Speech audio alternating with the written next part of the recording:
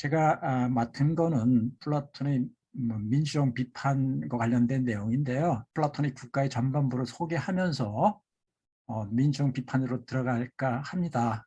플라톤의 국가라는 작품은 큰 틀에서 보면 좋은 삶의 문제, 좋은 나라의 실현 문제, 이게 두 축입니다. 양대 축이에요. 근데 1차적으로 논의 전개는 좋은 삶의 문제로 시작이 돼요. 좋은 삶의 문제로.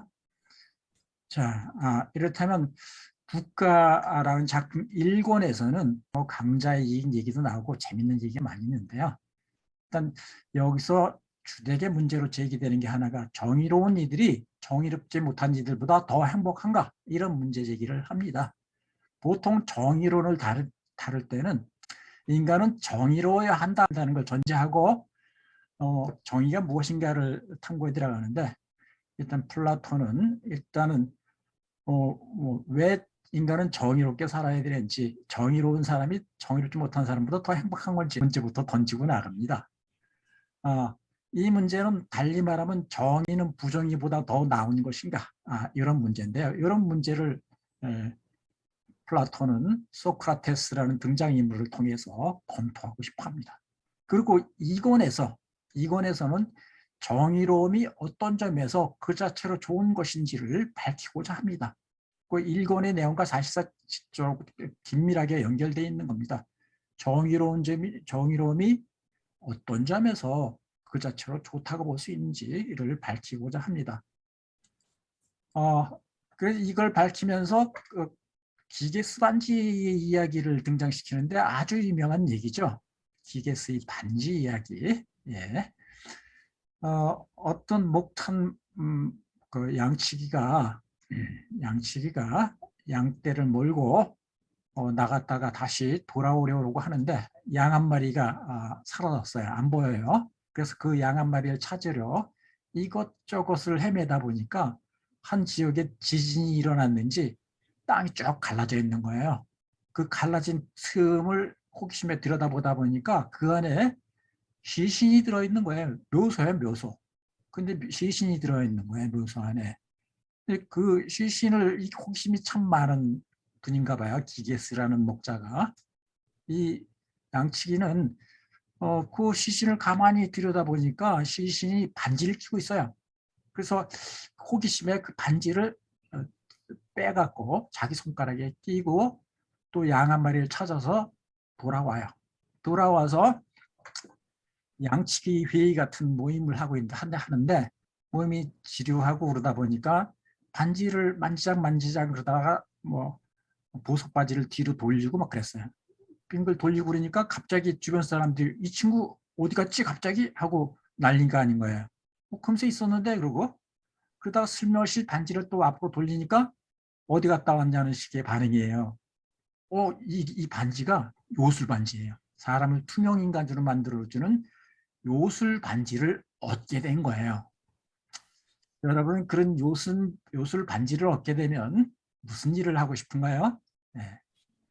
이 요술 반지를 얻었다는 것은 우리가 제멋대로 할 수 있는 자유를 얻게 됐다는 거예요. 우리 멋대로 우리가 할 수 있는, 무엇이든지 할 수 있는 자유를 얻게 된 거예요. 남들 모르게 할 수 있는 거죠. 그런 자유를 갖게 됐다면 무슨 일을 할까? 네.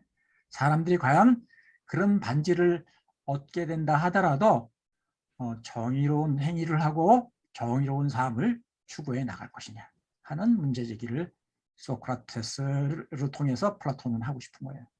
근데 여기서 기게스는 이 반지를 무슨 일을 하냐면 자신의 형의 부인인 왕비와 간통을 하고 왕을 살해하기까지 하고 왕국을 차지한다는 이야기를 들려줘요. 그러니까 글라우콘이라는 등장인물은 플라톤 국가에 부정의한 사람뿐만 아니라 정의로운 사람도 그런 반지를 끼게 된다면 정의로움을 유지하지 못하고 이렇다면 시장에 가서 갖고 싶은 것은 무엇이든지 갖고 원한 누구하고도 동침을 하고 또한 마음대로 누구든 죽이는 등 부정의한 행위를 할 것이라고 말해요. 이건 정의로운 사람이라 부정의한 사람이란 마찬가지일 거라는 거죠. 이에 근거해서 글라우크는 아무도 자발적으로 정의롭지는 않고 어쩔 수 없어서, 즉 처벌이 두려워서 정의로운 것일 뿐이라는 얘기를 하는 거죠. 자, 이 얘기에 이제 등장인물 소크라테스는 그냥 그렇지 하고 끄떡이고 넘어갈 사람은 아니죠. 소크라테스는 이거를 이제 논박하고자 하는 거예요. 과연 처벌이나 결과와 상관없이 정의가 부정의보다 더 좋은 점은 없을까? 다시 말해 결과와 상관없이 정의로운 사람이 부정한 사람보다 더 행복하다고 말할 수는 없을까? 하고 이런 문제를 생각해 보고 싶은 거예요. 바로 이 문제가 플라톤의 국가의 1차적인 문제입니다.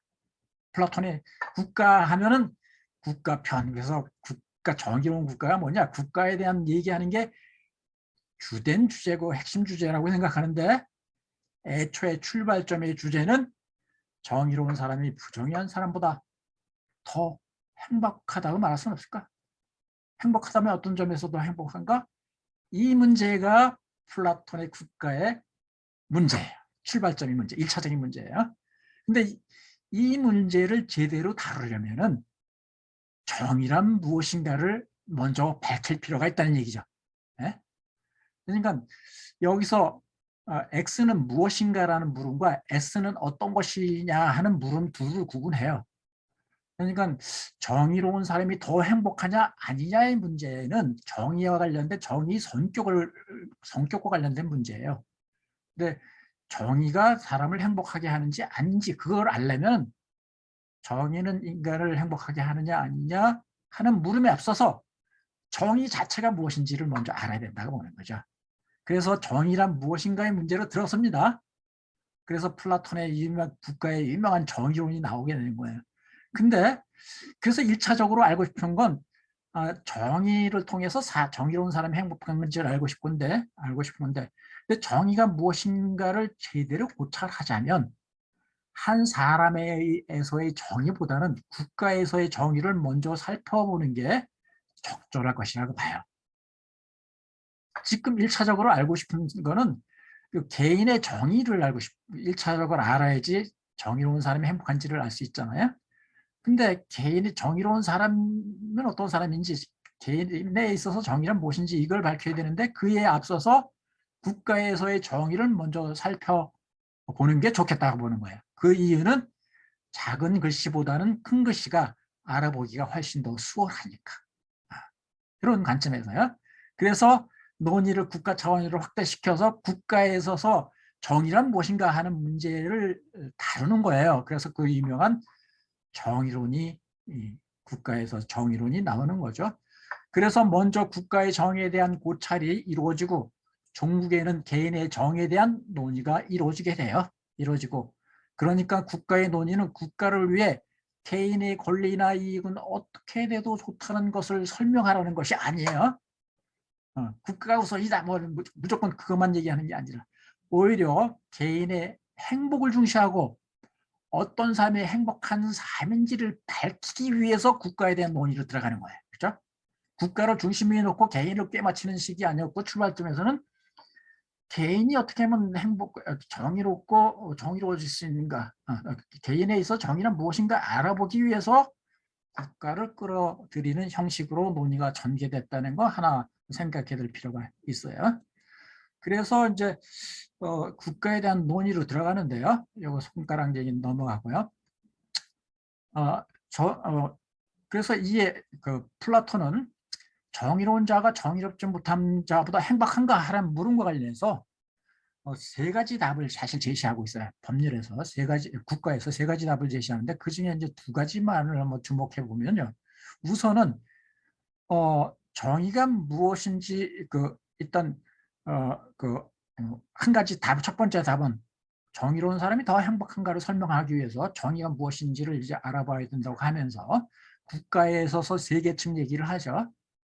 국가는 세 계층으로 크게 나누면 세 계층으로 이루어지는데 통치자 계층과 그리고 군인 계층, 그리고 또 하나는 건 생업에 종사하는 계층, 생산자 계층, 세 계층이 있다는 거죠. 이 세 계층이 있는데 이 세 계층 사이에 세 계층이 각자 자신의 일에 충실하고 그럼을 통해서 조화를 이룰 때 정의가 실현된다는 식의 얘기를 하고 그 얘기를 개인에게 적용해요. 개인에게 해요. 국가의 세 계층이 나온 것은 개인에게 그런 성향들이 있기 때문에 국가에서도 세 계층이 나왔으리라고 보고 유비에 의해서 우리 영혼에 대한 영혼을 정의 관점에서 고찰하게 돼요. 국가에 대한 정의 논한 다음에 그래서 우리 영혼 내지 혼을 세 부분으로 나누게 돼요. 우리 영혼은 이성적인 부분과 격정적인 부분과 욕구적인 부분 세 부분으로 이루어졌다라고 하는 거예요. 여기서 이성적인 부분은 한 나라에 있어서 통치자 계층에 준하는 거고요. 상응하는 거고 그 군인 계층에 상응하는 게 우리 영혼 속의 격정적인 부분이라는 거고 그리고 생산자 계층에 상응하는 게 우리 영혼 속에는 욕구적인 부분이 있다라고 보는 거예요. 이 세 부분이 있어요. 근데 이성적인 부분은 무엇보다도 지혜의 덕을 닦아야 된다고 보고 격정적인 부분은 용기 덕을 닦아야 된다고 보고요. 그리고 욕구적인 부분은 무슨 덕을 닦아야 된다는 말을 일단 당장 하지 않는데 이 세 계층이 두루 같이 공통적으로 가져야 될 거는 절제의 덕이다라고 얘기해요. 공통적으로 가져야 될 게. 그러니까 욕구적인 부분은 세 계층이 공통적으로 가져야 될 절제의 덕을 하나 가지면 될 것 같아요. 그래서 여기에 요 가로 안에 절제를 넣곤 해요. 그래서 생산자 계층은 절제의 덕을 닦아야 된다. 그 덕을 닦고 각자 이 혼의 세 부분 사이에서 이성이 지배하는데 의견의 일치를 보고 세 부분 각각이 제할 일을 하는 상태가 혼에서의 정의로운 상태라고 플라톤은 이야기를 해요. 세 부분이 각자 자기 할 일만 하는 거예요.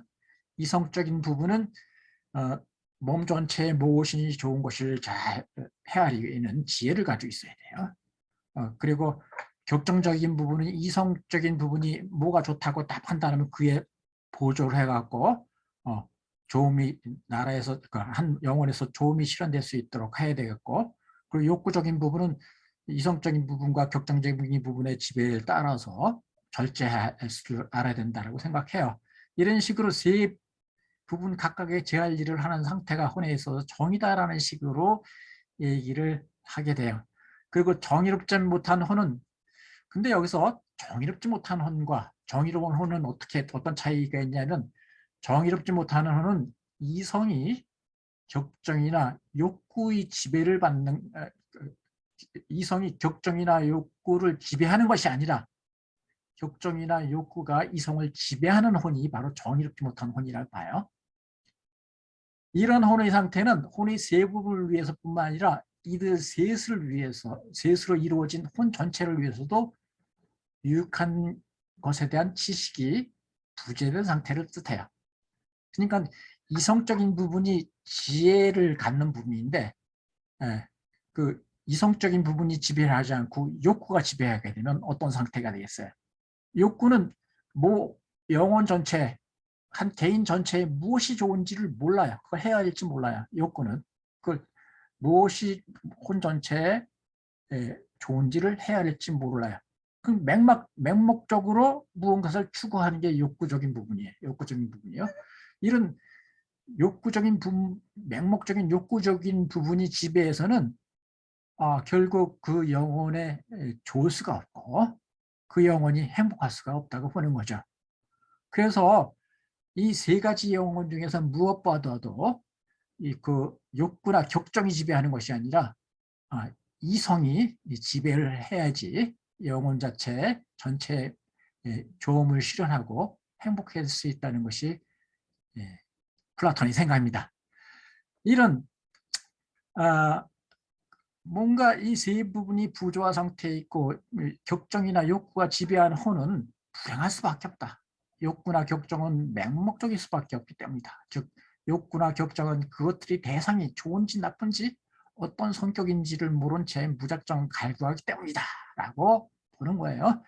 여러분 강대진 선생님을 통해서 플라톤의 시인 비판 봤잖아요. 시인 비판의 핵심 요지 중에 하나는 뭐예요? 감정이 지배하는 것이 아니라 이성이 지배해야 된다는 생각을 보여주는 거죠. 우리 영혼을 감정이 아니라 이성이 지배해야 된다라는 생각이 기본적인 생각이거든요. 그래서 우리 감정을 좌우하는 시가라든가 이것들 작품 쓸 때 우리 감정이 잘못되고 그래서 감정이 이성을 지배하는 일이 없게 하려는 데 상당히 신경을 많이 써요. 많이 써요. 근데 하여튼 무엇보다도 이 세 종류의 영혼의 세 부분 중에서 이성이 지배해야지 영혼 자체에 이롭고 행복해질 수 있다는 생각을 보여줘요. 그러니까 혼의 부분들이 혼에 유익한 것에 대한 지식을 지닌 이성이 지배를 받고 세 부분이 각기 제 할 일을 함으로써 조화가 이루어진 정의로운 상태야말로 우리를 행복하게 할 것이다 라고 플라톤은 봅니다. 여기서 몸이 건강하지 못하면 온갖 음식물이나 온갖 부와 권력을 갖고 있더라도 우리 삶이 살만한 가치가 없는데 하물며 우리가 그것에 의존해서 살아가고 있는 바로 혼이 타락할지라도 즉 정의롭지 못할지라도 우리 삶이 살만한 가치가 있겠느냐라고 등장인물 소크라테스는 묻고 싶어 하는 겁니다. 네. 자, 우리는 몸이 아프고 그러면 큰일 날, 몸이 아주 불편하고 그러면 병원을 찾아가고 큰일 날 것처럼 생각해요. 근데 우리 영혼이 잘못되면, 영혼이 잘못되는 건 영혼이 부정의한 상태를 갖는다든가 악덕의 상태를 갖는다든가 이게 바로 영혼이 잘못된 거고 그게 바로 영혼의 질병인데 영혼의 질병에 대해서는 별로 신경을 쓰지 않으면서 살곤 하죠. 살곤 하는데 무엇보다 우리가 중시해야 될 거는 바로 영혼이고 영혼의 질병에 신경을 써야 된다는 거죠. 그래서 영혼이 질병 상태에 있지 않아야지, 즉 정의로운 상태에 있어야지 행복하다는 논리를 펴니다. 그래서 우리가 뭐 몸이 건강해야지 몸에 좋고 또 행복할 수 있듯이 영혼이 조화로운 정의로운 상태에 있어야지 바로 영혼이 건강한 거고 행복할 수 있다는 논리 하나가 나오는 겁니다. 그래서 정의로운 사람이 행복하다는 게 하나 나오는 겁니다. 그리고 두 번째 행복에 대한 논리가 나오는데 두 번째는 또 정의로운 자가 더 행복하다는 걸 설명하기 위해서 이 두 번째 행복론은 국가의 구권에서 나옵니다. 구권 앞에 바로 플라톤의 민주정의에 대한 얘기도 나오고 네 가지 정체와 네 가지 정체를 닮은 영혼에 대한 얘기가 나오잖아요. 바로 우리가 지금 보려고 그러는 게 8권이잖아요. 8권이 나오는데 8권은 바로 9권에서 요 얘기를 하기 위한 징검다리예요. 징검다리. 그 8권에서 얘기하고 싶었던 8권은 무엇을 위해서 나온 논의들이냐면 훌륭한 사람이 훌륭하지 못한 사람보다 더 행복한가? 다시 말하면 정의로운 사람이 정의롭지 못한 사람이 더 행복하냐 아니냐? 이걸 알아보기 위해서 훌륭한 사람부터 훌륭하지 못한 사람을 쭉 살펴보고 싶은 거예요. 그걸 살펴보는데 정체 얘기가 같이 논의가 된 거죠. 훌륭한 사람들, 그러니까 악덕을 가진 사람들을 쭉 살펴보는 거예요. 훌륭한 상태에 있는 사람부터 쭉 악덕을 가진 사람들을 쭉 분류해서 살펴보기 위해서 우리가 개인의 정의를 살펴보기 위해서 국가의 정의를 살펴봤듯이 악덕 상태를 가진 개인의 상태를 알아보기 위해서 네 가지 정체에 대해서 살펴보는 논의로 들어갔던 거예요. 그 정체에 대해서 살펴보고 그 정태를 닮은 사람들을 살펴보고 거기서 참주적인 인간 유형을 하나 읽어내고 그리고 최선자 정체에 따른 정의로운 사람의 유형을 읽어내고 정의로운 사람과 참주적인 사람 중에서 누가 행복한가? 다시 말하면 정의로운 사람과 부정의한 사람 중에서 누가 행복한가? 이걸 알아보기 위해서 네 가지 유형의 정체를 닮은 사람 얘기를 8권에서 진행한 거다라는 거죠. 그 8권 진행한 다음에 9권에서는 어떤 얘기 나오냐면 이제 정의로운 사람이 가장 행복하다는 얘기를 해요. 정의로운 사람이 참지적인 사람, 뭐 그밖에 뭐 정의로운 뭐 민주정체를 닮은 사람 등등 사람보다도 정의로운 사람이 가장 행복하다는 견해를 피는데, 정의로운 사람은 최선자 정체를 닮은 사람, 플라톤이 추구하는 철인 정치 체제를 닮은 사람, 그 사람이 정의로운 사람인데, 정의로운 사람이 가장 즐거움을 누린다라는 논변을 펼치게 돼요. 근데 이 얘기 나왔으니까 빨리 훑고 우리 본론으로 들어가도록 하겠습니다. 혼의 세 부분이 있듯이 즐거움에도 세 가지, 즉 세 부분에 각각의 고유한 즐거움이 있다고 합니다.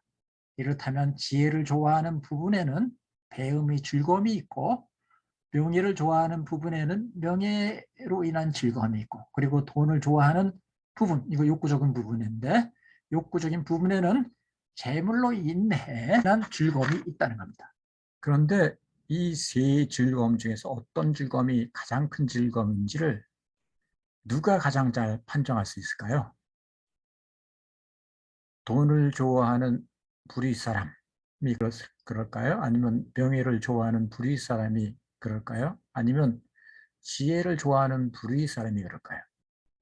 먼저 이 세 즐거움을 적절하게 판정하려면 세 즐거움을 두루 다 경험한 사람만이 세 즐거움 중에서 어떤 즐거움인지 가장 잘 판정할 자격이 있을 겁니다. 그런데 지혜를 좋아한다는 것은 곧 철학을 한다는 것인데, 철학은 모든 사람이 하는 게 아니잖아요. 사람들 중에서 일부만 철학을 하잖아요. 그래서 명예를 좋아하는 불의 사람이라든가 돈을 좋아하는 불의 사람이라든가 이런 사람들은 철학까지 못할 수가 있어요. 그러니까 세 즐거움을 투 경험해 본 사람은 지혜를 좋아하는 사람, 즉 철학자뿐이라는 얘기죠. 왜? 왜냐하면 그들은 일단 살아오면서 욕구로 인한 즐거움, 즉 재물로 인한 즐거움도 우린 뭐 경험 속에서 해볼 수가 있겠죠. 그리고 명예로 인한 즐거움도 누려봤을 거예요. 이런 걸 다 누린 상태에서 배움을 통한 즐거움까지 누린 자가 지혜로운 자거든요. 그러니까 지혜로운 자가 세 즐거움을 두루 다 경험을 하고 왔으니까 이 사람이 세 즐거움 중에서 어떤 즐거움이 가장 큰 즐거움인지 판정을 할 수 있을 텐데, 이 지혜로운 자에 의하면 바로 배움의 즐거움이 가장 큰 즐거움이라고 한다는 겁니다. 그런데 이 지혜를 좋아하는 사람, 즉 지혜로운 사람이 바로 정의로운 사람이라는 거죠. 정의로우려면 지혜가 있어야 되거든요. 그래서 지혜로운 사람이 정의로운 사람인데, 바로 지혜로운 사람, 즉 정의로운 사람이 배움의 즐거움을 가장 큰 즐거움으로 본다는 거죠. 따라서 정의로운 사람만이 배움의 즐거움을 누리며 이 즐거움이 가장 큰 즐거움이라고 소크라테스는 봅니다. 그리고 맨 마지막에 신화 얘기를 끌어들이는데, 10권 말미 신화를 끌어들이면서 정의롭게 산 사람은 사후에 인과응보의 법칙에서 축복을 또 받게 된다는 식의 얘기를 해요. 그 신화 얘기는 철학적인 사람이 아니라 일반인을 위해서, 일반인들을 설득하기 위해서 덧붙여 놓은 얘기라고 일단 보여집니다. 이런 논의 흐름을 가지고 있다는 겁니다. 이걸 염두에 두고, 자, 우리 그 플라톤의 민주적 비판으로 넘어가도록 하겠습니다. 제가 좀 민주적 비판이 우리가 핵심 주제이기 때문에 그걸 넘어가기 위해서 좀 빨리 훑었어요. 제가 무리하게 빨리 훑은 게 아닌지 모르겠어요. 좀 더 천천히 얘기하면 흥미로운 점도 많이 있었을 텐데 아쉽긴 하지만 일단 흐름을 파악하시는 게 좋을 것 같아서 그렇게 말씀을 드린 겁니다. 자, 그래서 또 공유를 추가적으로 해보죠.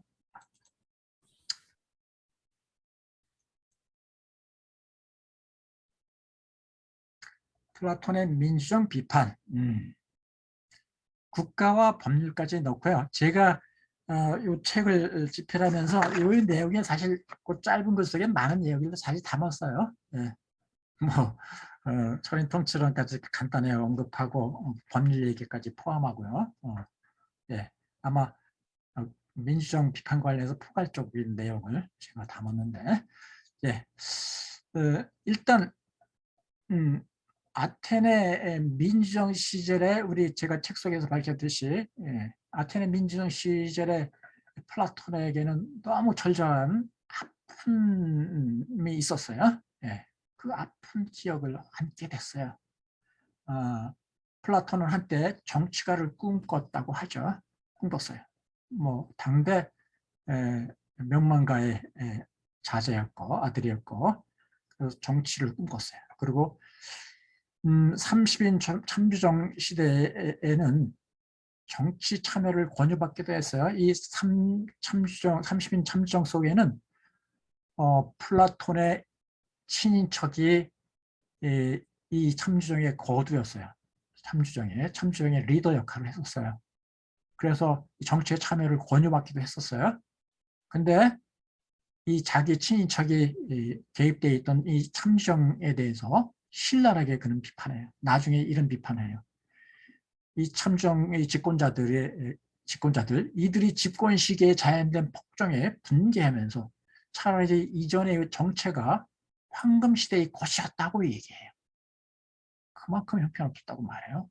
이전의 정치 체제는 민주정이었는데 민주정에 대해서 비판적임에도 불구하고 오히려 참정 시대에 비춰보면 황금 시대의 것이었다고 말할 정도라는 거죠. 그래서 다시 이 참주정이 가고 민주정이 들어서자 플라톤은 현실 정치에 가담하려는 의지를 갖게 돼요. 이제 내 꿈을 펼치자라고 생각하는데, 바로 이 시기에, 민주정 시기에 아테네 법정에서 500여 명의 배심원들의 제비뽑기에 의해서, 제비뽑기라는 민주 절차에 의해서 그 제비뽑기에 의해서 배심원으로 됐던 제비뽑기에 의해서 배심원이 된 거예요. 배심원이 된 사람들에 의해서 민주 절차로. 그리고 그 사람들에 의한 표결에 위해서, 민주적 절차인 표결에 위해서 그가 가장 지혜롭다고 생각하고 그가 가장 존경에 맞이했던 소크라테스가 사형 선고를 받은 거예요. 여기에 엄청난 충격을 받게 되는 거죠. 그래서 그는 정치에 대한 꿈을 접고 철학의 길로 들어선다는 겁니다. 이 아테네의 현실은 내가 정치판에 뛰어들어서 내가 혼자 막 어떻게 노력한다고 해서 당장 해결될 수 있는 게 아니라고 보고 뭔가 근원적인 처방책을 찾아야 된다고 봤던 거죠. 그래서 그가 나중에 제시한 건 국가에서 철학자 통치 이론을 제기하게 이렇게 된 거죠. 예. 그래서 민중이 좀 곱게 보이지 않을 수도 있어요. 근데 우리는 민주정이라는 말 대신에 민주주의라는 말을 많이 써요. 민주주의라는 말은 데모크러시잖아요. 데모크러시를 민주주의라고 말을 해요. 근데 난 이건 잘못 번역한 게 아닌가 싶어요. 데모크러시는 민주주의, 이게 민주주의가 아니라 데마크라티즘, 데마크라티즘이 이게 민주주의라고 불릴 수 있는 거예요, 사실은. 데마크라티즘, 이게 민주주의라고 잘 부를 수 있는 거예요. 우리가 무슨 주의라는 걸 붙일 때는 무슨 사상이라든가 무슨 입장이라든가 무슨 주장을 말하는 거잖아요. 그렇죠? 그래서 데마크라티즘, 이게 민주주의에 해당될 거라고 봐요. 그럼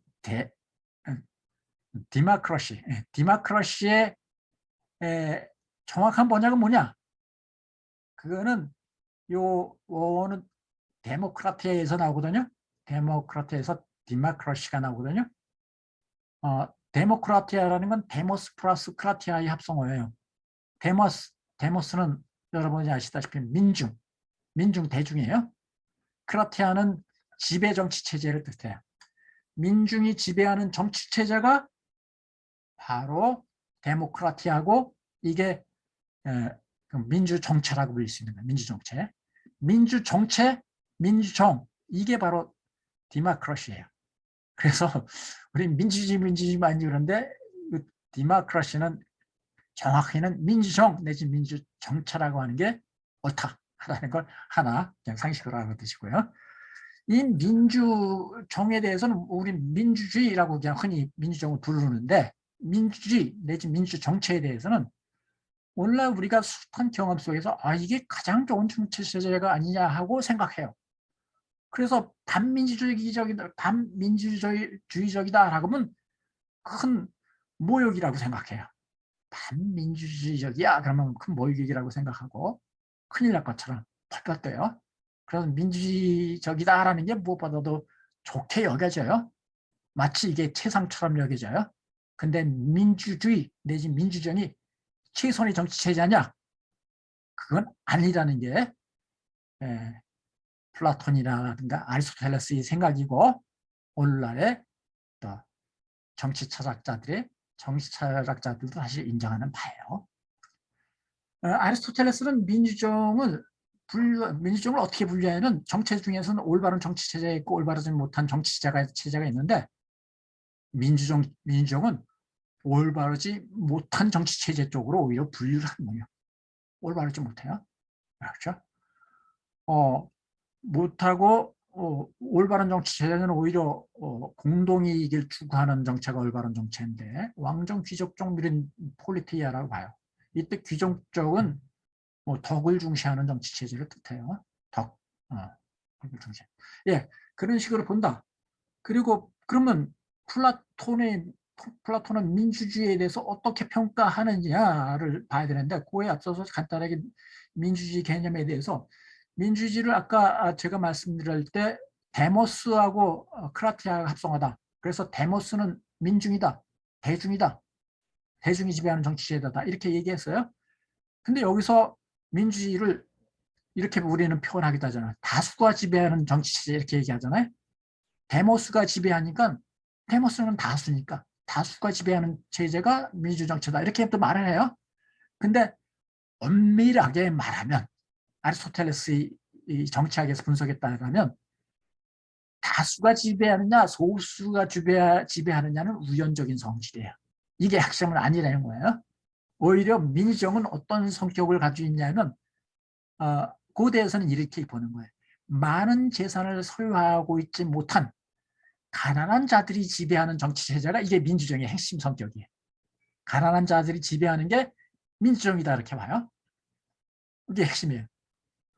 데모스는 근데 바로 데모스 대중은 민중은 가난해요.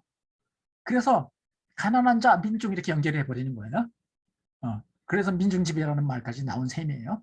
즉 가난한 지배하는 정치체제가 바로 민주적이라고 생각해요. 그래서 소수냐 다수냐는 건 우연적인 요소다라는 걸 얘기를 해요. 그리고 가난한 자들을 또 자유민들이라고 말해요. 자유롭고 가난한 자들이 지배하는 정치체제. 이게 민주정이다. 이런 식으로 말한다. 고대철학에서 하나 알아두시고요. 그리고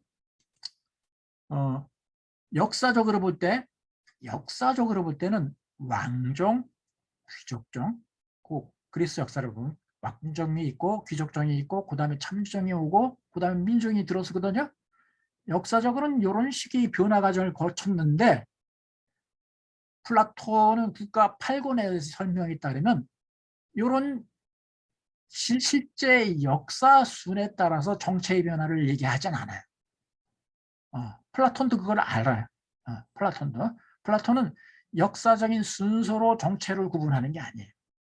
플라톤은 8권에서 최선자 정체, 8권에서 명예정체부터 나오죠. 최선자 정체, 명예정체, 과도정체, 그리고 민주정, 참주정체의 변화를 얘기해요. 8권에서 명예정체부터 나오고 7권 정도의 최선정체 앞부분에 나오고요. 등등하는데 최선자 정체는 철학자가 지배하는 정치체제를 뜻해요. 네. 네. 이 최선자 정체를 귀족정체라고 부르기도 해요. 네, 하는데 이거에 대한 설명 필요한데 이건 넘어가겠습니다. 최선자 정체, 명예정체, 과도정체 이렇게 넘어가는데 요 순서는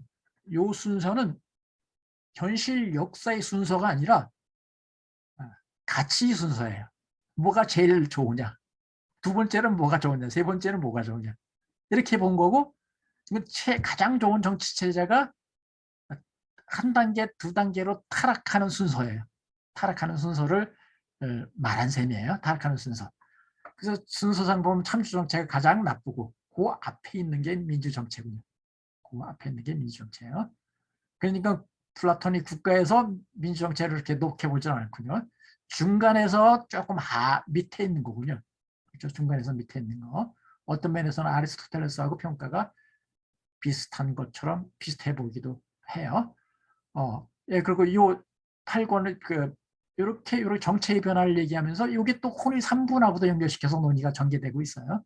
혼의 3분하고도 연결시켜서 최선사 정체는 지혜를 사랑하는 부분과 연결되고요. 그죠?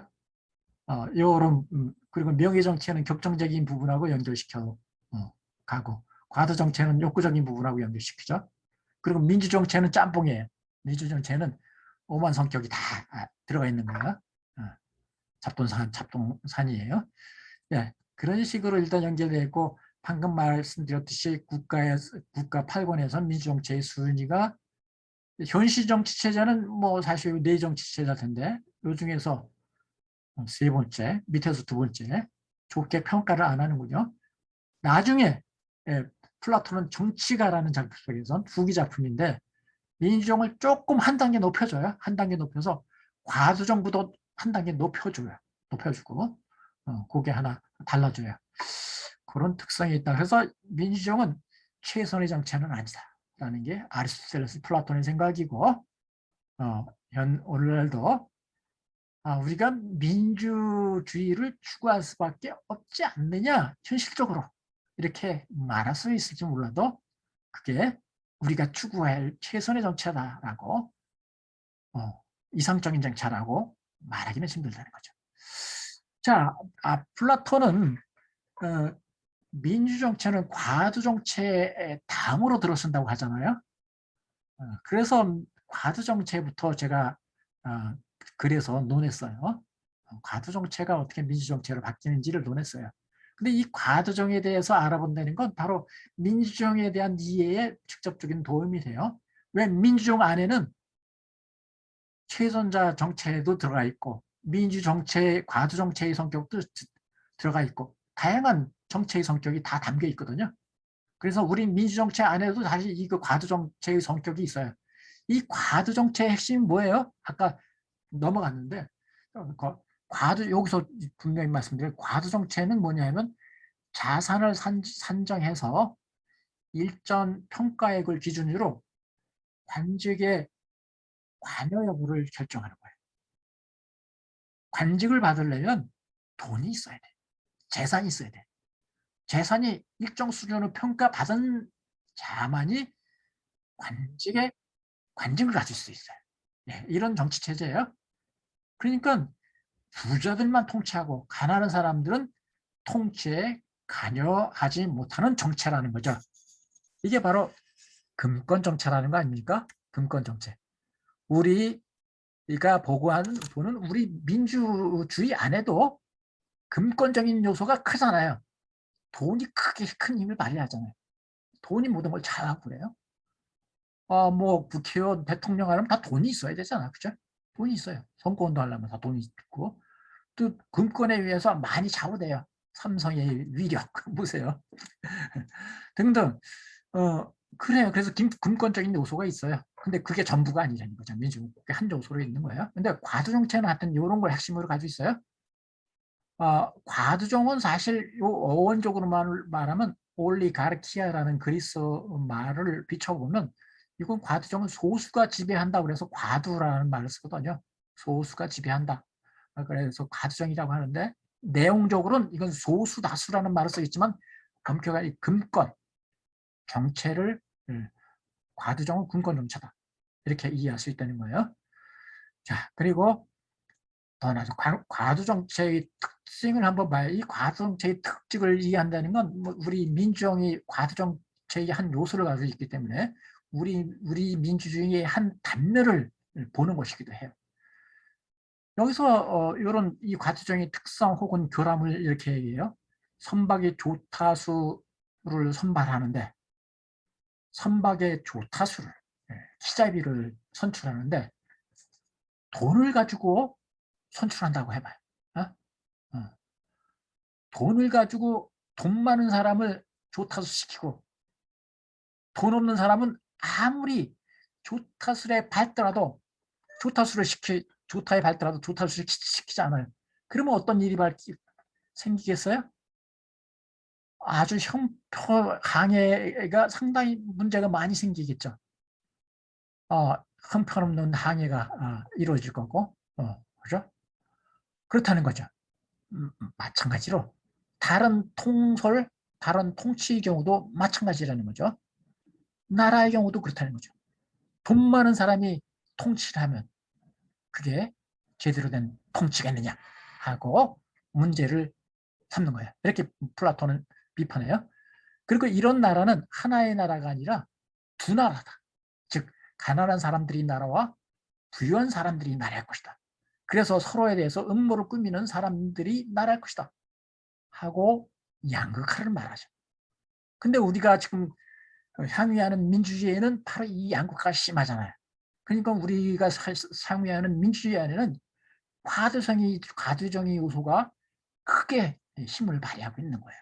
그래서 양극화라는 심각한 우리는 현실에 봉착돼 있죠. 그리고 요건 넘어가고요.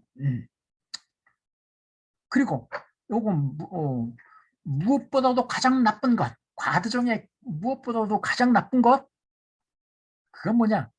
한 사람은 자신의 모든 소유물을 팔고 다른 사람은 이 사람 것을 사서 갖는 것이 허용되는 것이라고 말해요. 그러니까 한 사람은 빈털터리가 될 때까지 다 팔고 재산을 다 소진하고 한 사람 빈털터리가 될 때까지 다 살 수 있는 것을 허용하는 것. 이게 무엇보다도 금권정의 가장 큰 해악이라고 생각해요. 이런 허용은 과두정에서 맨 처음 생기게 되었다고 봐요. 이것은 재산을 다 판 사람은 가난뱅이 빈털터리로 되게 하고, 그리고 통치자들을 제외하고는 거의 모두를 거지들로 만든다라고 얘기해요. 그래야 나라는 거지들과 범법자들로 가득 차게 되고 통치자들은 이들을 조심스러운 짐으로 제압한다. 이들을 뭐 이렇게 얘기하는데요. 자, 여기서 하나 주목되는 거. 자, 재산을 빈털터리가 될도록 다 팔고 넘길 수 있고 다른 쪽은 그걸 빈털터리 되는 거 다 구입할 살 수 있도록 허용하는 거, 이게 가장 큰 대학이다, 나쁜 것이다 그 말하는데, 우리 민주주의 안에서도 이런 요소가 있지 않습니까? 그런 요소가 아니에요? 완전 모든 거 다 빈털터리가 될 정도로 털리잖아요. 그래서 신용불량자가 되고, 그렇죠? 그리고 네, 그런 식으로 나락에 떨어지고 이런 일이 벌어지잖아요. 여기서 이제 플라톤이 생각하는 건 그리고 당대 이 금권정 말고 다른 정치체에서는 사람들이 빈털터리가 돼서는 시민으로서의 삶을 살 수 없다는 거죠. 시민으로서의 삶을 살려면 어느 정도의 재산이 필요하다는 거죠. 그렇죠? 그렇죠. 시민으로서 이 삶을 영위하려면 어느 정도의 재산이 기본 생활을 할 수 있는 게 필요하다는 거죠. 그래서 어느 정도 선은 상호 건들지 못해야 된다고 보는 거예요. 이런 아이디어가 있어요. 이 아이디어를 플라톤은 나중에 표현하게 돼요. 예, 이런 게 금권정의 특성이라고 일단 보고요. 과두정에서 이제 민주정체로 넘어가요. 과두정체에서 추구되는 좋은 것은 부예요. 부가 좋은 거예요. 그게 전부예요. 지금 우리가 그렇잖아요. 이 정체는 부 때문에 수립되고 부 때문에 파멸돼요. 즉 부에 대한 만족할 줄 모르는 욕망 때문에 결국 과두정은 파멸의 길로 들어선다고 봐요. 그 젊은이들이 무절제와 방종을 조장하고 통치자들은 돈이 있어야지 계속 통치자를 할 수 있거든요. 그래서 자기가 다스리는 시민들의 재산을 다 자기가 차지하려고 그러는 거예요. 통치자들 그리고 통치를 하려는 사람들이 다 돈을 긁어모으는 거예요. 그래서 일반 민중들은 다 핀턴 튀기게 되게 만드는 거예요. 그러니까 결국은 소수의 돈을 가진 사람과 다수의 빈자들과의 대립이 극단을 이루게 되는 거죠. 그래서 다수의 가난한 자들이 들고 일어나서 성립하는 정치 체제가 민주정이라는 거죠. 그래서 민주정은 가난한 자들이 지배하는 정치 체제예요. 네? 네. 이런 식의 전개가 이루어진다고 봐요. 큰 틀에서 이 정도로 보고요. 네. 결국 내란이 발표 이렇게 중간은 건너뛰어갖고 넘어갑니다. 그래서 민주정체가 탄생을 합니다. 그래서 결국 과도정체는 내란을 초래하고 그래야 민주정체가 탄생한다. 그죠? 가난한 자가 들고 일어나서 혁명의 민주정체가 탄생한다. 민주정체가 생기게 되는 것은 가난한 사람들이 이겨서 다른 편 사람들 가운데 일부는 죽이고 일부는 추방한 다음 나머지 시민들에게 평등하게 시민권과 관직을 배정하고 또 이 정체에서 관직들이 대체로 추첨에 의해서 할당될 때라고 말을 해요. 예. 예. 민주정에서는 일단 가난한 다수가 지배하는 정치 체제 지배해요.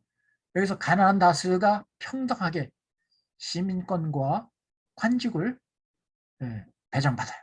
배정받아요. 근데 이 관직을 어떻게 배정받느냐? 관직은 추첨에 의해서 배정받아요. 그러니까 공평해요. 공평해요. 자, 이게 고대 민주정의 특징이 추첨제예요. 추첨제가 민주정의 핵심이에요.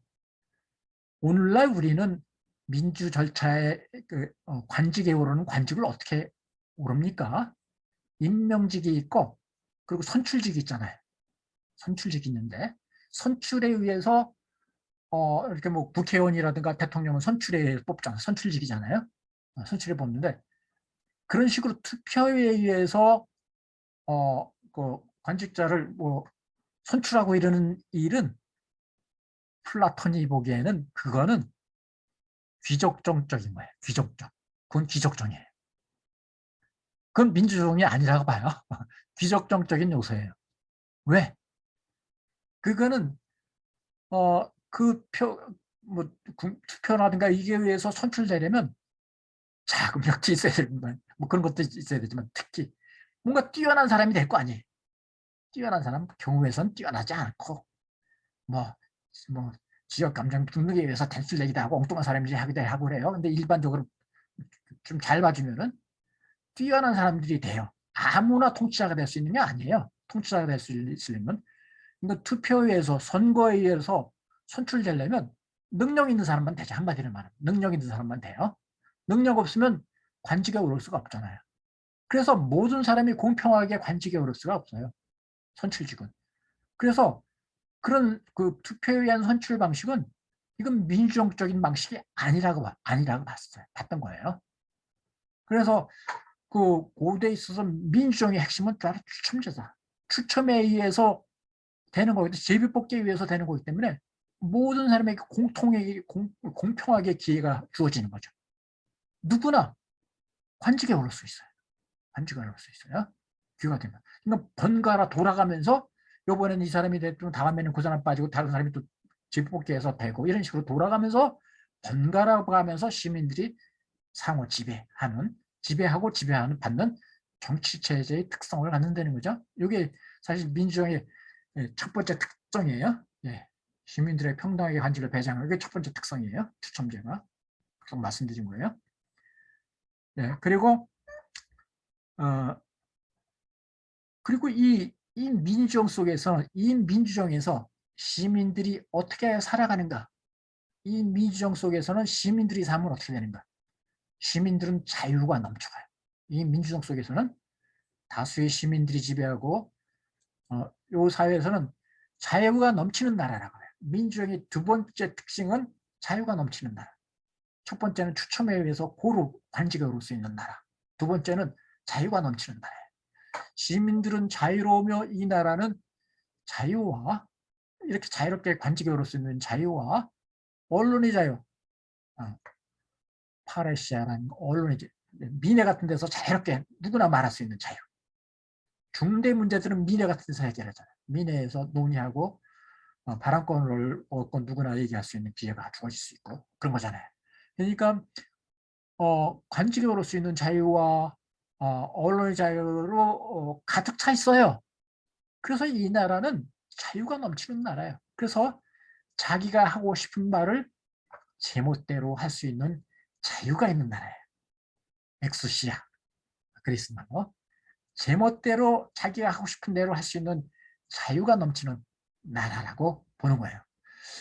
제멋대로 할 수 있는 자유가 있는 나라에서는 각자가 어떤 형태로든 제 마음에 드는 자신의 삶의 개인적인 대책을 마련하는 게 명백하네라고 대표는 소크라테스는 말을 하죠. 예. 각자가 어떻게 살까 대책을 세우고 각자 알아서 살아 이런 살아가는 사회예요. 이 정체에서는 무엇보다도 온갖 부리 인간들이 생겨날 것이라고 봐요. 자유가 주어지다 보니까 온갖 형태의 인간 유형이 나와요. 온갖 형태의 인간 유형이 나오고 온갖 형태의 정체 유형도 생기게 되는 거예요. 그렇죠? 그렇죠? 온갖 부류의 인간들이 있게 되고 또 정체들 중에서도 가장 아름답다. 왜? 온갖 형태의 정체들이 혼합되어 있으니까. 그런 식으로 얘기하고 그리고 멋대로 할 수 있는 자유로 인해 여기에서는 어떤 정체든 찾아보기가 편하다네. 이 정체는 모든 종류의 정체를 지니고 있는 정체들이 자파점과 같다네. 이 중에서 우리는 아까 과도장의 요소가 크게 지배한다는 측면도 말씀드렸습니다. 자, 아리스토텔레스도 똑같이 봐요. 아리스토텔레스도 정치가에서 민주정의 요소를 두 가지로 말하는 똑같아요. 같은데 여기서 플라톤과 같이 자유를 강조시켜요. 강조해요. 자유. 민주정체의 근본 원리는 자유다라고 얘기해요. 자유. 자유. 이 자유는 두 가지 측면에서 민주정체는 자유예요. 하나는 번갈아가며 지배하고 지배받을 수 있어요. 누구나. 이전에는 돈 있는 사람만 통치할 수 있었어요. 그리고 귀족정 시대에는 좋은 가문의 후손이어야지 뭐 지배할 수 있다든가 그런 조건들이 있었어요. 근데 그런 조건이 없어요. 누구나 자유롭게 통치자가 될 수 있어요. 그게 첫 번째. 두 번째는 두 번째 특징은 사람들이 원하는 대로 살 수 있다. 제멋대로 살 수 있다. 그런 측면에서 자유로운 나라라는 걸 얘기해요. 이게 똑같이 아리스토텔레스나 플라톤이랑 똑같이 보고 있네요. 원래 우리가 민주주의를 우리 한국 사회에서 이런 논의가 되기는 해요. 그냥 민주주의라고 말해야 되냐? 자유민주주의라고 말해야 되느냐? 그렇게 말을 해요. 그래서 어떤 세력들은 자유라는 말을 덧붙이고자 하고 어떤 쪽은 자유라는 말을 빼자고 얘기하고자 해요. 근데 이 고대 그리스의 민주주의의 민주정체의 개념에 따르면 앞에다 자유라는 말을 붙일 필요가 없어요. 이 민주정체의 특성 자체에 자유를 기본 원리로 가지고 있기 때문에. 그렇죠? 군도덕이. 자, 이런 걸 얘기하는 사람은 없어요. 민주정체의 특성에서 비롯된 결함들이 있어요. 자, 결함들. 자, 결함들이 한 5가지, 6가지 열거될 수 있어요. 열거됐는데 제가 책에서도 그렇고 두 가지만 뽑았어요. 핵심이라고 뽑아서 두 가지만 추렸어요. 이 나라는 아무런 강요도 없는 나라예요. 왜? 자유가 넘치는 나라잖아요. 자유롭게 살 수 있는 나라잖아요. 그래서 이 나라에는 누구도 다른 사람의 자유를 구속할 수 없어요. 나라도. 그래서 이 나라에서는 하다못해 이 나라에서는 통치할 수 있는 사람들에게 통치해야 한다는 강요도 당신이 통치해야 돼. 당신밖에 없어 하고 강요하면 안 돼. 그리고 통치받기 원치 않는 사람에게 통치받아야 한다고 강요할 수도 없어. 내가 통치하니까 넌 지배받아야 돼 하고 강요할 수도 없어요. 전쟁 중이라고 하더라도 싸워야 한다는 강요도 할 수 없어요. 평화롭게 지내야 한다는 강요도 할 수도 없어요. 싸우지 말고 평화롭게 살아라고 강요하다 할 수도 없어요. 법에 저촉되더라도 자네가 하고자 하면 관직을 맡거나 배심원 노릇을 하지 못하게 하는 강제적인 제약 또한 없다라고 소크라테스는 말해요. 그죠? 이런저런 제약. 이와 같이 지내는 것이 당장은 놀랍고 신나는 일이 아니겠는가라고 소크라테스는 말해요. 그렇죠? 아무런 제약도 없어요. 아무런. 나를 지배하는 건 없어요. 나의 지배자는 나예요. 얼마나 멋집니까? 나의 주인은 나예요. 그죠? 내 멋대로 내 생각대로 살면 돼요. 여기에 우리들은 상당히 매력을 느끼게 돼요. 그죠? 자유 중요시 하잖아요. 중요시해요. 누가 간섭하는 거 싫어하고. 그죠? 근데 이게 얼마나 이게 또 놀랍고 신난 일이 아니겠느냐. 역설적으로 말하는 거예요. 소크라테스는. 그리고 이런 얘기까지 덧붙여요. 유죄 선고를 받은 몇몇 사람들이 느긋함은 묘하지 않는가? 사형이나 추방을 선고받고도 공공연히 활보하는 걸 목격하지 못하는가? 많이 목격했죠. 이게 이상해요. 사형 선고받고도 막 감옥에서 나와서 뭐 활보를 하고 그런 일까지 허용됐다는 얘기를 하는 것 같아요. 이게 실제로 이런 일이 있었는지 의심스러워요. 근데 이런 얘기까지 해요. 그러니까 민주주의의 특성은 자유가 완전히 넘치고 아무런 통제도 없는 그런 나라라고 얘기를 하는군요. 그래서 그리고 자유의 확정과 권위 배차 어느 단계까지 나아가냐면 나라에선 자유가 전면적으로 확정돼요. 개인의 가정까지도 스며들어가. 마침내 이 자유가 넘치다 보니까 어디까지 가냐면 짐승에게까지 가요. 이 무정부 상태의 이 자유가 짐승들에게까지 생겨나게 된대요. 희화해서 얘기하는 듯해요. 희화해서. 아마 민주주의를 조금 조롱하는 식으로 얘기하는 것 같아요. 이 자유가 민주주의에서 얼마나 넘치는지 짐승들도 자유를 맡긴 간다니까 하면서 얘기하는 거예요. 아비가 자식과 같아지도록 버릇들이고 아버지 권위를 내세우면 안 돼요. 아들들을 두려워하도록 버릇들이는 한편으로 그러니까 아버지가 자식과 같아지도록 버릇들이고 아들들을 두려워하도록 버릇들이는 한편으로 아이들은 아비와 같아지도록 버릇들이고 부모 앞에서 부끄러워하지도 않고 부러워하지도 않게 버릇들이게 된다는 것이다. 자유를 위해서. 그렇죠? 아버지와 부모의 권위도 없어요. 똑같아. 선생이 학생들을 무서워하며 학생들한테 아첨을 하고 학생들은 선생들을 경시하는 선생과 학생들 사이에서도 권위가 없어요. 똑같아요.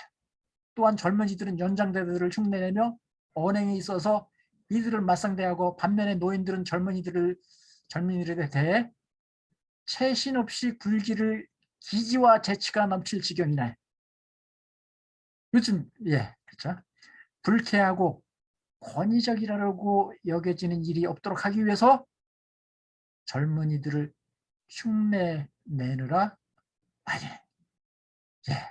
어른들은 권위를 내세울 수 없어요. 그래서 젊은이들이 비를 맞추고 저희 젊은이들에게 아첨하려고 애쓴다고 하는 거예요. 이게 플라톤이 보는 민주주의. 이 정체에서는 사람이 사육하는 짐승들도 자유롭다.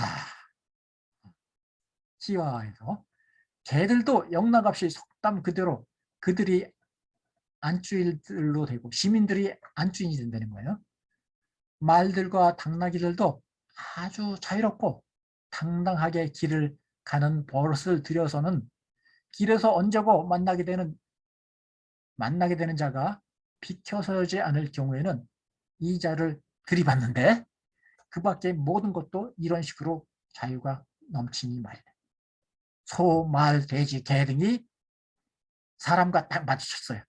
사람이 피하지 않으면 들이받아요. 왜 나를 막어?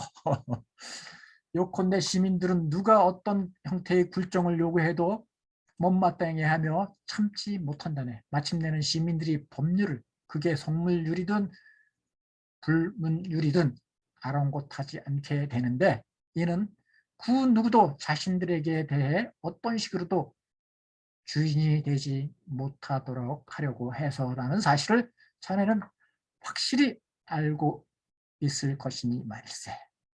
이런 극단적인 자유에서 가장 심하고 야만스러운 예성이 조성되고, 그래서 참수정이 또 나온다는 까지 얘기까지 해요.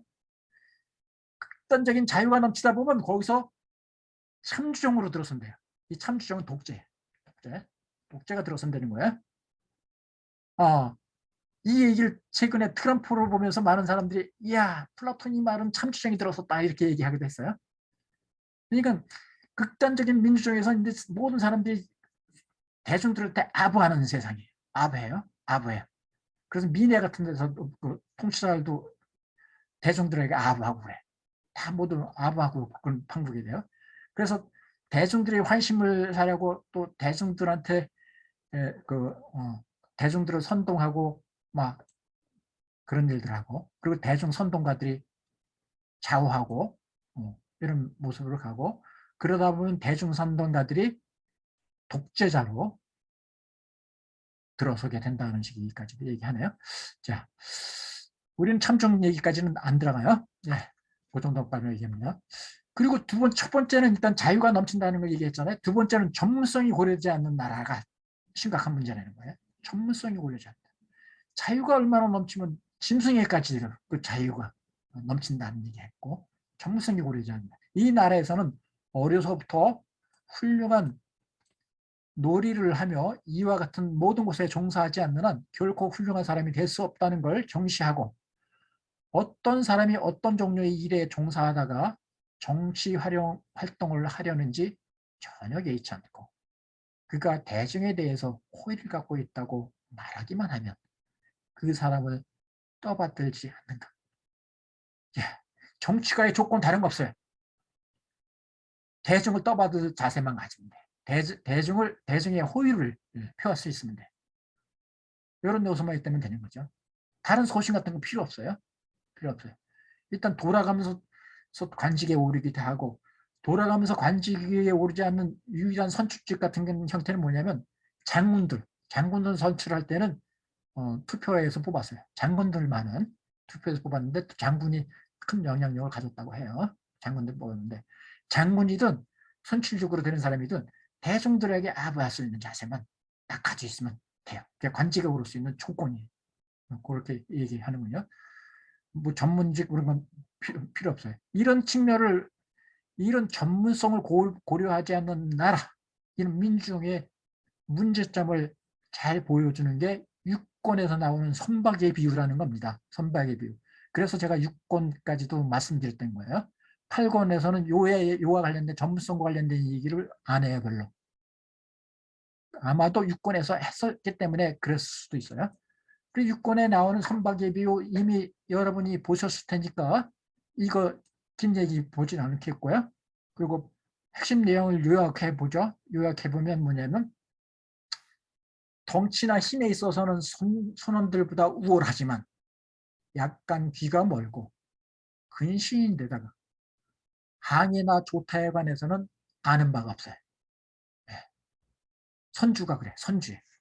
배의 주인이에요. 배의 주인. 배의 주인이긴 한데 항해할 줄 몰라요.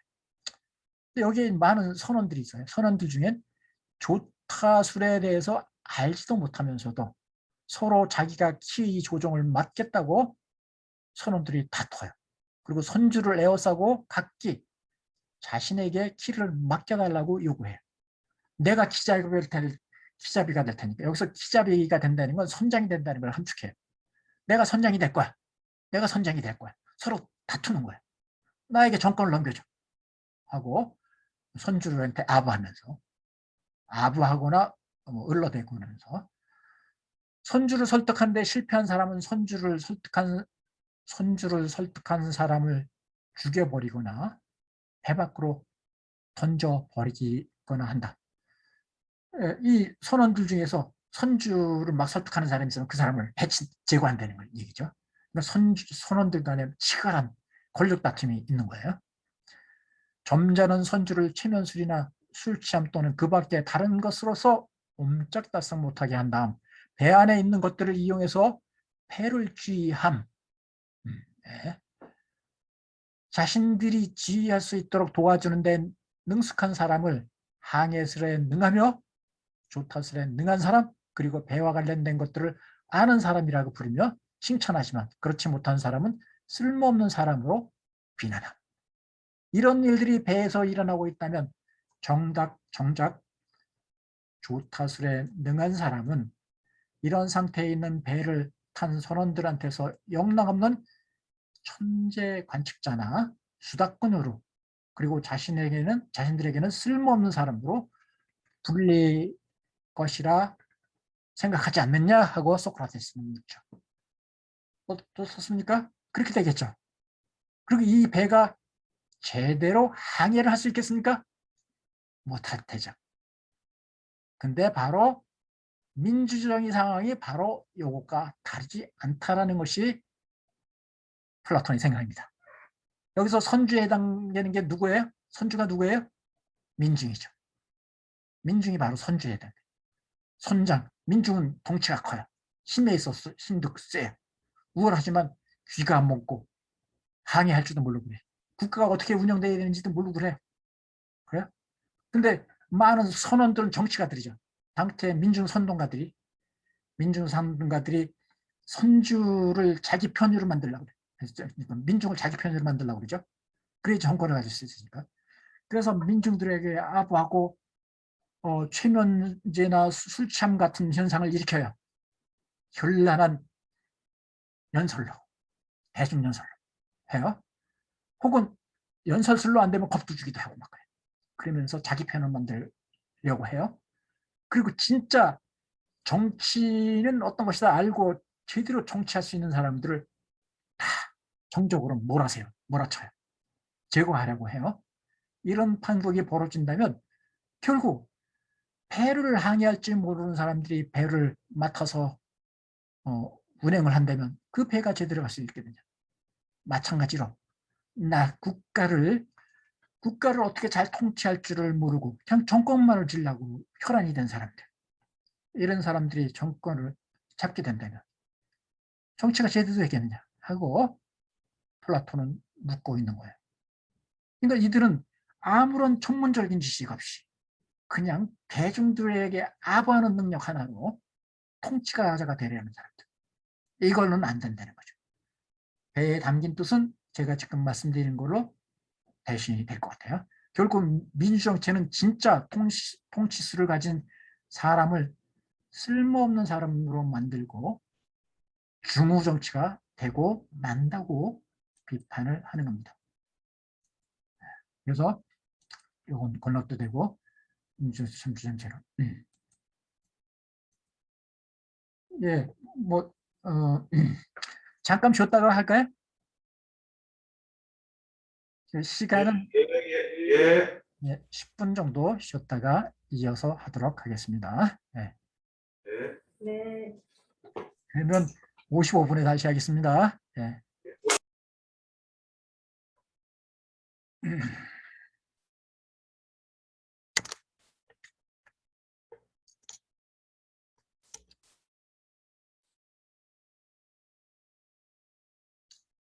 자, 계속 해보겠습니다. 그 국가 8권의 민중 비판이 진짜 당시 아테네를 비판한 거냐? 이에 대해서 논란이 좀 있어요. 일단 아테네에서 비판의 핵심 뭐예요? 자유가 넘치는 나라라는 거. 아무런 권위도 강제도 허용되지 않는 나라가 됐다는 거죠. 그게 문제죠. 하나, 자유가 넘치는 나라. 두 번째는 아무런 전문성도 고려하지 않는 전문성 내지 전문적 지식을 도외시하는 측면. 그 두 번째 문제점이죠. 예. 누구나 관직에 오를 수 있으니까 전문적 지식인이 이건 고려 대상이 아니에요. 그죠? 그래서 그 두 가지 측면의 문제점을 지적하는데 일단은 자유가 넘치는 나라라는 측면, 그쪽 측면에서 문제가 많이 제기되곤 해요. 그쪽 측면에서. 너무 아테네 사항을 지나치게 자유과잉의 사회라고 과하게 묘사한 거 아니냐? 논란이 돼요. 논란이 되는데 플라톤의 법률편을 보면 국가편에서 아테네 비판한 게 플라톤의 진심인 것 같아요, 거의. 예. 실제로 아테네가 너무 자유가 넘친다고 우려를 하고 있더라고요. 플라톤의 국가는 플라톤의 중기대편이라고 해서 뭐 40대에 썼다면 플라톤이 법률은 80세 때 쓴 거거든요. 80세 조금 못 돼서 쓴 거거든요. 이거 거의 뭐 30년 내지 40년 정도 차이가 나는데 여전히 40년 후에 법률에서도 국가와 똑같은 논조로 아테네가 너무 자유가 방만하게 넘친다는 걸 우려를 하고 있는 걸 볼 수가 있어요. 그리고 그러니까 국가에서 얘기한 것도 공연한 얘기가 아니에요. 그리고 법률편에서의 아테네 민주적 비판은 특히 시가 비판하고 연결되거든요. 여러분이 강대진 선생님 통해서 시인 비판 얘기 들었는데 그 얘기하고 연결돼요. 플라톤이 시인 비판 속에는 또 정치 문제와 관련해서의 또 생각도 있었던 거예요. 있었던 거예요. 그런 이면의 얘기를 우리가 확인하는 거예요. 네, 그 얘기를 우리가 할 텐데 특히 플라톤이 법률 3권에서는 아테네 민중을 어떻게 비판했는지 한번 살펴볼 필요가 있다는 얘기죠. 여기서는 특히 시가와 연관시켜서 아테네에서 지나치게 자유로운 삶이 어떻게 점차 심화되었는지를 밝히고 있어서 주목이 돼요. 특히 그가 주목하는 내용을 한번 보면요. 예. 지나치게 자유로운 삶이 어떻게 심화되었는지 이를 설명하기 위해서 그걸 하나하나 처음부터 짚어가려면 시가에 관한 옛 법률들에 주목해야 한다라고 얘기해요. 이 옛 법률에는 시가의 종류들이 정해져 있었고 한 종류의 가락을 다른 종류의 가락에 사용하는 것이 허용되지 않았다. 그리고 시가에 대한 판정의 권한도 핏바람이나 대중의 교양 없는 함성이나 찬사를 표시하는 박수에 주어지지 않았고 그 대신 교육받은 자에게 주어졌다라고 얘기하네요. 예, 시가에 대한 판정이 어떻게 이루어지느냐? 휘바람이나 대중들의 함성이나 찬사에 의해서 이루어지는 게 아니었다는 거죠. 예전에는 그랬다고 얘기해요. 근데 지금은 우리나라에서 지금도 그런 공연들이 많을 것 같은데요. 예, 나가수라는 게 있었죠. 나는 가수다. 거기 보면 거기에 참석자들이 대중들이 평가를 하잖아요. 그죠? 탈락시키고 막 등등 해고 그랬었잖아요. 이게 상당히 좀 제법 됐네요. 인기 프로였었는데. 그렇죠? 대중들이 환호상, 대중들이 박수 그런 거에 의해서 좌우되는 현재 지금 아테네에서는 좌우되고 있는데 원래는 그렇지 않았다는 거죠. 그러나 그 후 세월이 흐르면서 재능은 있으나 시가의 영역에서 정의로운 것과 적법한 것에 무지한 시인들이 무지한 시인들이 광란적인 쾌락을 위해 적법하지 않게 종류가 다른 것들을 섞기 시작했다라고 얘기해요. 게다가 시인들은 어리석음으로 말미암아 본의 아니게 시가에 대해 그랬단 말을 했다. 시가에는 옳고 그름의 표준 같은 건 없으며 그것을 즐기는 사람이 훌륭하든 열등하든 즐기는 사람의 쾌락에 의해 판정되는 것이 옳다. 이건 뭐 감론을 논란 있을 거예요. 오늘날도. 대중들이 즐거워하면 되는 게 아니야. 그게 기준이 돼야 되느냐? 아니면 노래라든가 뭐 음악에 대한 평가를 또 다른 어떤 그 판단 기준을 있다고 봐야 되느냐? 논란이 될 텐데. 플라톤은 대중들 즐기는 사람이 쾌락이 기준이 돼서는 안 된다는 거죠. 좋은 시, 나쁜 시 판단이. 시인들은 이런 관점에서 쾌락이 기준이 된다는 관점에서 작품을 만들고 주장들을 내세워 대중에게 시가에 관한 법을 어기려는 마음을 심어주고 판정할 수 있는 능력이 자신에게 충분히 있다고 대담한 생각을 갖게 했다. 그 결과 관중들이 침묵 대신에 소리를 지르게 됨. 그리고 시가 가운데 훌륭한 것과 그렇지 못한 것을 알고 있기라도 한 듯이 나서게 됐다는 얘기죠. 그래서 시가의 최선자 지배 대신 일종의 고약한 관중 지배가 생겨났다. 재밌는 표현을 만들었어요. 테아트로크라티아. 관중 지배가 생겨났다. 시가에. 네. 일종의 민중 지배가 시가에만 생겼더라도 민중이 지배하는 것이 시가에만 생겼더라도 시가에만 생겨서 관중 지배의 형태로만 남아있더라도 결과가 그렇게 끔찍하지는 않았을 것이다. 그러나 시가로부터 누구나 모든 곳에 지혜롭다는 생각과 법을 어기는 일이 생각과 법을 어기는 일이 누구나 모든 일에 지혜롭다는 생각과 법을 어기는 일이 시작되었고 자유도 뒤따라 나왔다. 각자가 척도가 되었다는 얘기죠. 나는 암을 가지고 있고 내가 모든 것의 판단이 기준이 될 수 있다 라고 보는 거죠. 마치 프로타고라스를 떠올리게 하는군요. 각 개인이 다 판단자다. 사람들은 자신이 알고 있다고 생각해서 두려움을 갖지 않게 되었고 이 겁없음은 파렴치를 낳았다.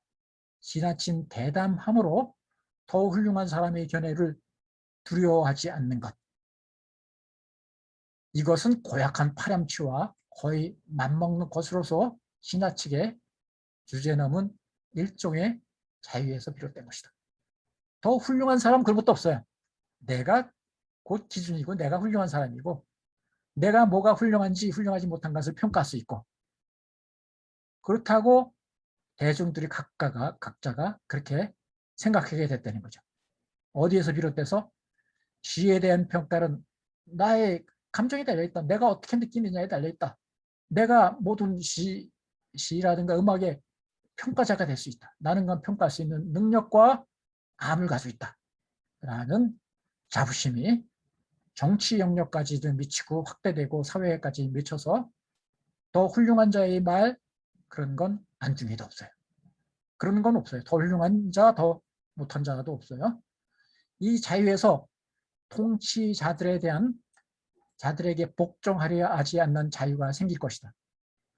다음에는 아버지와 어머니 그리고 연장자들에게 불복하고 또한 법률에 불복하고 마침내는 맹세와 약속 그리고 신들에 관한 일체의 것에 주의를 기울이지 않아 티탄들과 같은 상태로 되돌아감에 따라 불행에서 결코 벗어나지 못하는 어려운 삶을 살게 될 것이다. 그런데 여기서 비판하는 논조라든가 내용 보면 우리 8권에서 접했던 내용하고 중첩되고 긴밀하게 연결되는 걸 볼 수 있죠.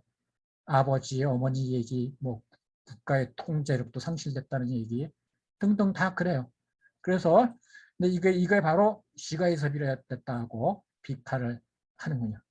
그래서 플라톤이 국가에서 아테네 민중을 비판했던 거고 아테네 비판의 문제점을 나라가 무정부 상태였다는 거고 자유가 넘쳐서 그래서 플라톤의 생각은 나라가 무정부 상태가 되어서는 안 된다는 생각을 보여주고 있는 거고요. 그 비판 속에서 또 하나는 전문 지식을 무시했는데 전문 지식을 갖춘 사람이 관직에 올라야 된다. 이걸 주장하고 싶은 거예요. 플라톤이 민주적 비판하면서 내세우고 싶은 건 이 두 가지죠. 이 두 가지는 어떻습니까? 오늘날의 관점에서 보면 어때요?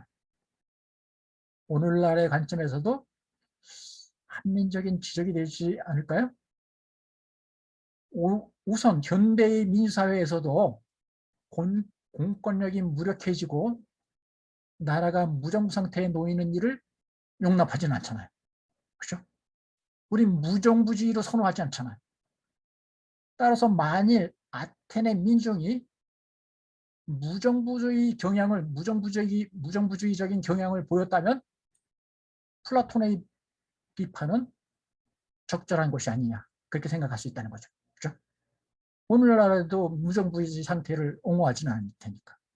극소수 일부 사람 빼고는. 그렇죠? 두 번째, 전문 지식을 갖춘 사람과 관련해서도 아무나가 아니라 전문 지식을 갖춘 사람이 관직에 올라야 된다는 게 플라톤의 지론이에요. 아무나 통치자가 될 수는 없다. 아무나 관리가 될 수는 없다라는 생각이에요. 이것도 수용할 수 있는 거 아니에요, 오늘날? 예나 지금이나 민주정에서 이 원칙이 실현에는 늘 한계를 보이고 있죠.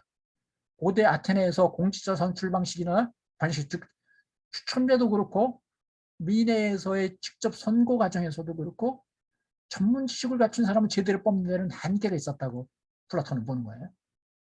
근데 오늘날의 경우에도, 오늘날의 직접 선거의 경우는 어떻습니까? 직접 선거의 경우에도 전문 지식이 있는 공직자를 제대로 선출하려면 투표를 하는 사람들도 어느 정도 전문 지식이 있어야 할 텐데, 이는 고대 그리스에서뿐만 아니라 오늘날에도 충족되기가 어려운 거죠.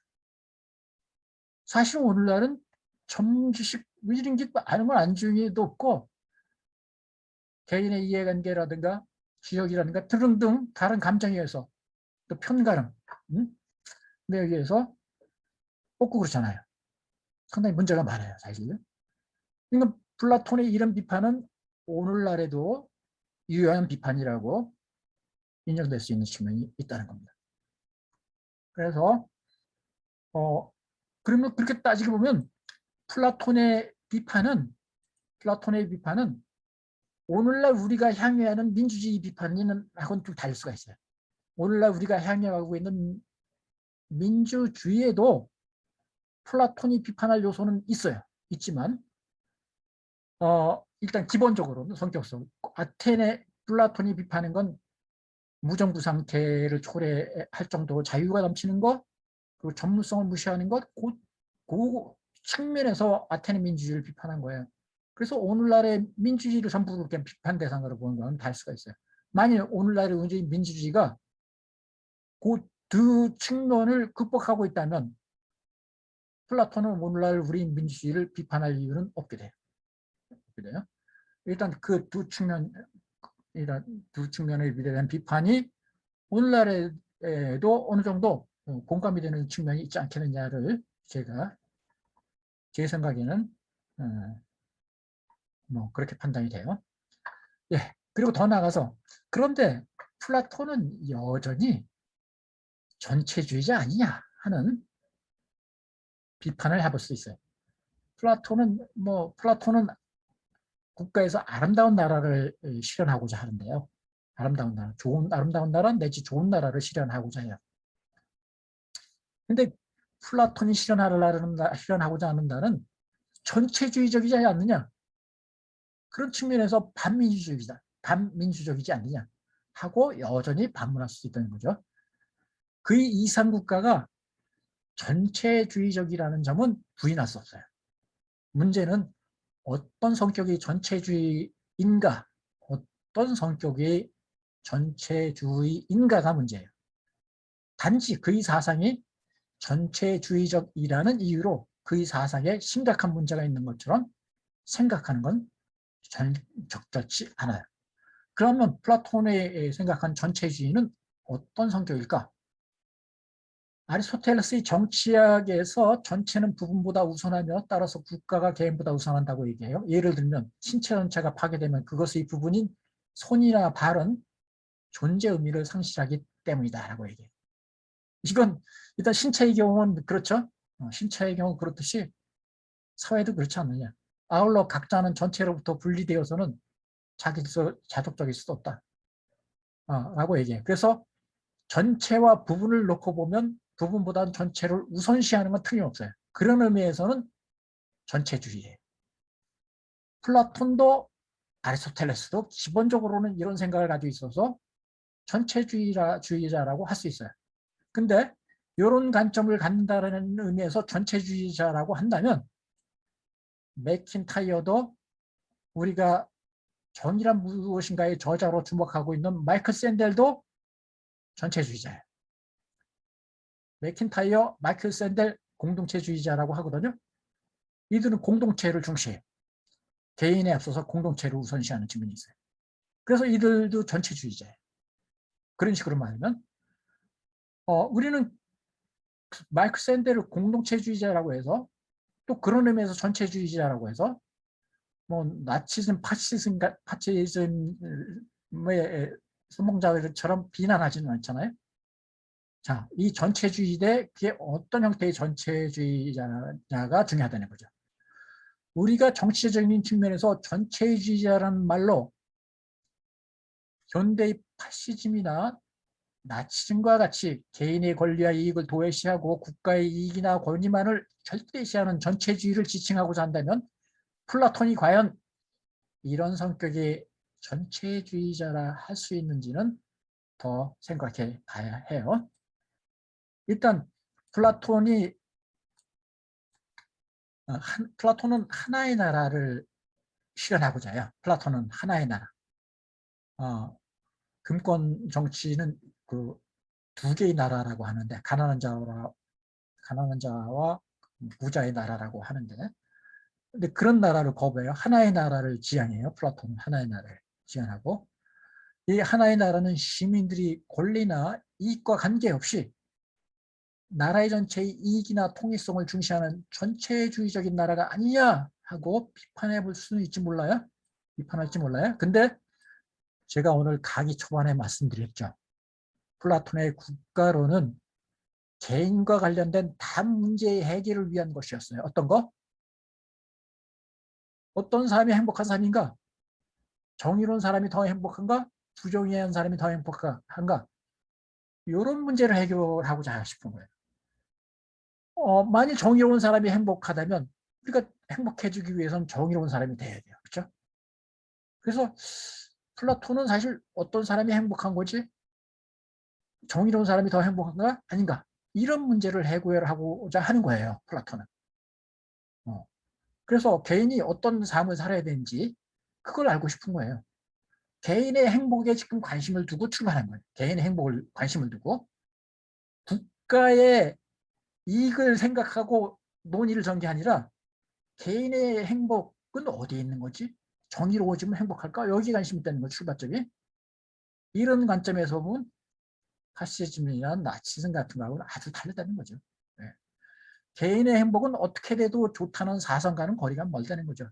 플라톤은 국가에 대한 논의 없이도 인간에 대한 행복에 논하는 대목도 있어요.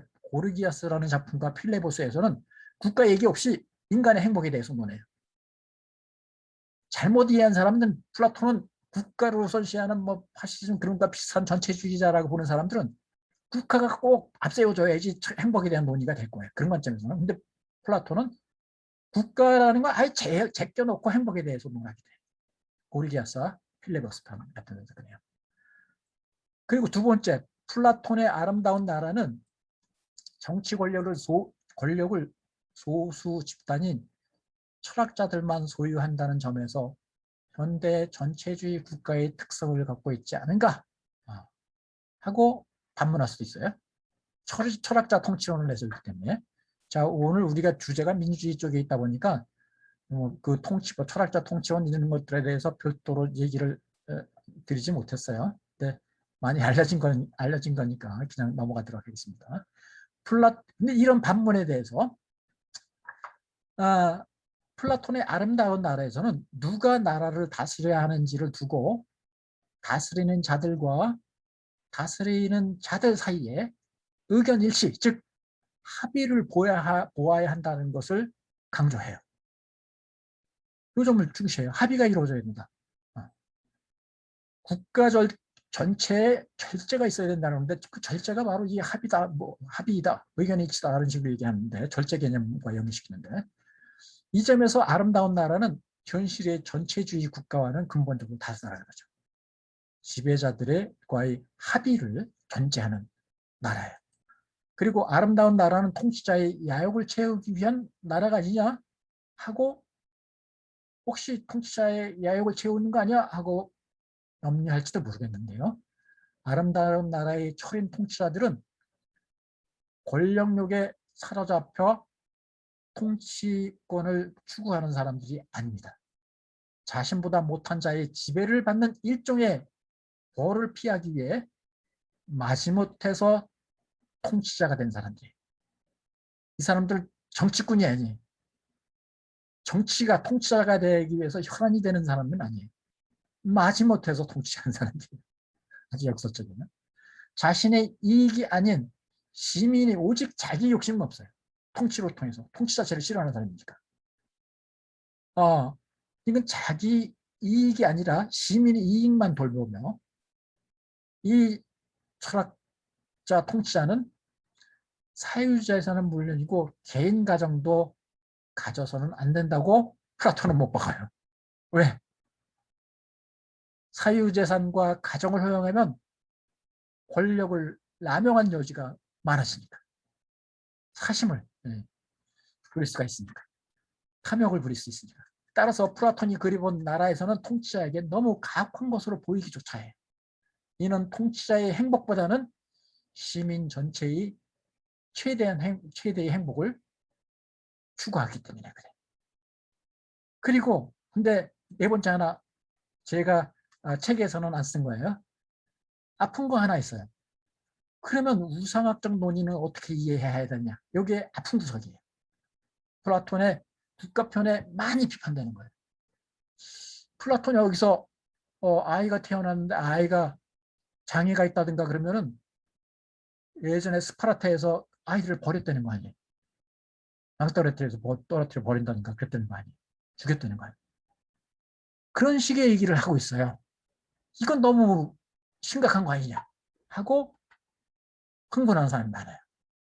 어떻게 아이가 장애가 있다든가 등등 그렇다고 해서 뭐 그리고 우생학적으로 문제 있다고 해서 어떻게 분리를 시키려고 그러냐 하고 흥분하고 분개하고 그래. 그래서 플라톤은 아주 나쁜 의미의 전체주의자라고 몰아세우고 싶어 하기도 해요. 근데 요걸 제가 한번 변호를 한번 해볼게요. 우리가 생각하는 이상적인 나라 유토피아는 건강한 사람과 질병이 걸린 사람, 정의로운 사람과 부정한 사람이 함께 어우러져 사는 세상이어야 된다고 우리는 생각해요. 마땅히 이래야지. 이게 바로 좋은 사회지, 좋은 나라지. 당연히 그렇게 생각해요. 근데 플라톤이 국가에서 그리는 나라는 이런 나라는 아니에요. 플라톤이 그려보는 세상은 이런 세상이 아니에요. 그는 현실에서 그대로 실현될 수 있는 인간 세상을 그리려는 게 아니에요. 현실에서 실현될 수 있는 나라를 국가에서 그려보는 게 아니고 이게 중요해요. 현실적 실현 가능성보다는 가장 아름다운 그림을 그려보고자 했을 뿐이에요. 그래서 그는 자신이 본을 마련하는 것이다 하고 말을 해요. 이 얘기는 뭐냐면요. 우리가 환상적인 농구팀을 만든다고 해봐요. 그러면 진짜 세골 손꼽히고 잘하는 사람, 아무런 흠잡을 데가 없는 사람만 가지고 이제 그려볼 거 아닙니까? 그려볼 수 있잖아요. 그런 식으로 일단 이상적인 나라를 그려보는 거예요. 일단 아픈 사람 없고 모두가 건강한 사람들이 정신적으로 건강한 사람들이 세상을 한번 그려보는 거예요. 그런 그림을 하나 그려보는 거예요. 근데 그 그림이 현실에 실현될 수 있다라고 단언하지 않아요. 플라톤은 단지 본을 마련하고자 하는 것일 뿐이라고 얘기해요. 제가 말씀드리는 취지가 잘 전달이 되고 있는지 모르겠어요. 우리 현실적으로는 아픈 사람 안 아픈 사람 다양한 사람들이 살아가요. 이 사회에서는 같이 어우러져서 살아갈 수 있는 방도를 모색해야 돼요. 현실 속에서는. 근데 플라톤이 하는 건 먼저 가장 이상적인 나라가 있다면 어떤 나라일까? 마치 화가가 유토피아의 그림을 그리듯이 그걸 그려보는 거예요. 그려보는 거예요. 그러니까 아픈 사람 빼고 좀 뭔가 빼고 좋은 상태, 가장 그래도 우리가 이상으로 삼고 있는 상태의 사람들만 모아보는 거예요. 그래서 그림을 그려보는 거예요. 그런 관점이에요. 플라톤은 국가의 국가라는 좋은 나라의 본을 마련하기 위한 것이라는 말을 플라톤이 해요. 플라톤은 국가에서 그려본 나라가 현실에 그대로 실현될 수 있다고 보는 것은 아니에요. 이것은 어, 그가 그려본 나라는 본을 제시한 것이라고 얘기해요. 현실에서 우리가 할 수 있는 건 플라톤이 제시한 본에 가까운 나라를 만들면 돼요. 본에 가까운 나라. 그러니까 우리가 할 일은 현실적으로 가능한 한에서 그 본에 가까운 세상을 만드는 게 우리 과제라고 보는 거예요. 그 모방물에 해당되는 것을 보여주는 게 플라톤의 법률편입니다. 플라톤의 법률편에서는 현실적인 여건을 고려하면서 나름대로 최선으로 좋은 나라를 그려봐요. 그래서 하다못해 철인 통치론도 접어요. 철인 통치론도 접어요. 왜 접냐 하면 철학자가 통치하면 그건 최선이라고 봐요. 그런 나라는 최선의 나라라고 해요. 철학자가 통치하는 나라가 있다면 최선의 나라라고 보는데 언제까지나 공익을 추구하면서 절대 권력을 지니고 인간이 언제까지나 공익을 추구하리라는 보장이 없다는 거죠. 절대 권력을 지니고 늘 언제나 공익을 추구하리라는 보장이 없다는 거죠. 그래서 그 철학자 통치론 같은 것도 위험성이 있다고 하는 거죠. 그게 언제 어떻게 변질이 될지 몰라요. 그래서 법률편에서는 철학자 통치론 대신에 그 통치자의 권한을 분산시켜요. 분산시켜서 분산시키는 정치체제를 혼합정체라고 하는데 혼합정체라는 걸 제시해요. 오늘날 우리 사회에서도 권력을 어떻게 분산시키고 견제시키냐가 상당히 중요한 과제가 되고 그러는데 그런 걸 해요. 그래서 그 혼합정체라는 게 바로 권력의 분립과 견제와 균형을 꾀하는 건데 그런 체제를 오늘날에도 상당히 추구하는 거죠. 그런 혼합정체를 추구하고 그리고 철인 통치론보다는 법에 의한 통치를 중시해요. 철학자가 사람 중심으로 운영되면 안 된다. 그래서 사람이 중심이 아니라 법이 중심이 된다는 논의를 펼치기도 해요. 그래서 그런 식으로 차선의 정치체제를 제시해요. 플라톤은 국가에서 가장 이상적인 한 그림을 그려본 거예요. 극단의 형태로 그려본 건데 그러니까 현실을 좀 어느 정도 접어두고 그런데 현실에 기반해서 뭔가 훌륭한 나라의 그림은 법률에서 그려 보이게 있다는 거예요. 그리고 법률에서는 그렇게 극렬 반대했던 자유도 일부 수용해요. 일부. 기본적으로 어, 어, 기본적으로 법률에서는 덕이라든가 덕 같은 걸 중시하고 그러는데요. 덕이 있는 사람들이 통치를 해야 되고 등등 그런 걸 내세요. 그리고 선거에 의한 투표 과정 같은 걸 중시해요. 그런 과정, 오늘날 민주사회에서 받아들이는 걸 그걸 중시하고요. 그리고 다른 한편으로 자유는 민주주의 요소인데 민주주의 요소도 받아들여요. 민주주의 요소는 핵심 뭐라고 했어요? 추첨제였잖아요. 추첨제의 일부를 수용해요. 일부. 그래서 전제 정치도 아니고 그렇다고 해서 아테네 시기로 자유과잉의 민주정체도 아닌 그 사이에 있는 중간 형태의 호남 정체를 그리는 모습도 보여요. 일단 제 강의는 이 정도에서 그쳐야 될 것 같습니다. 요거 내리고요. 질문 있으면 질문을 받도록 하겠습니다.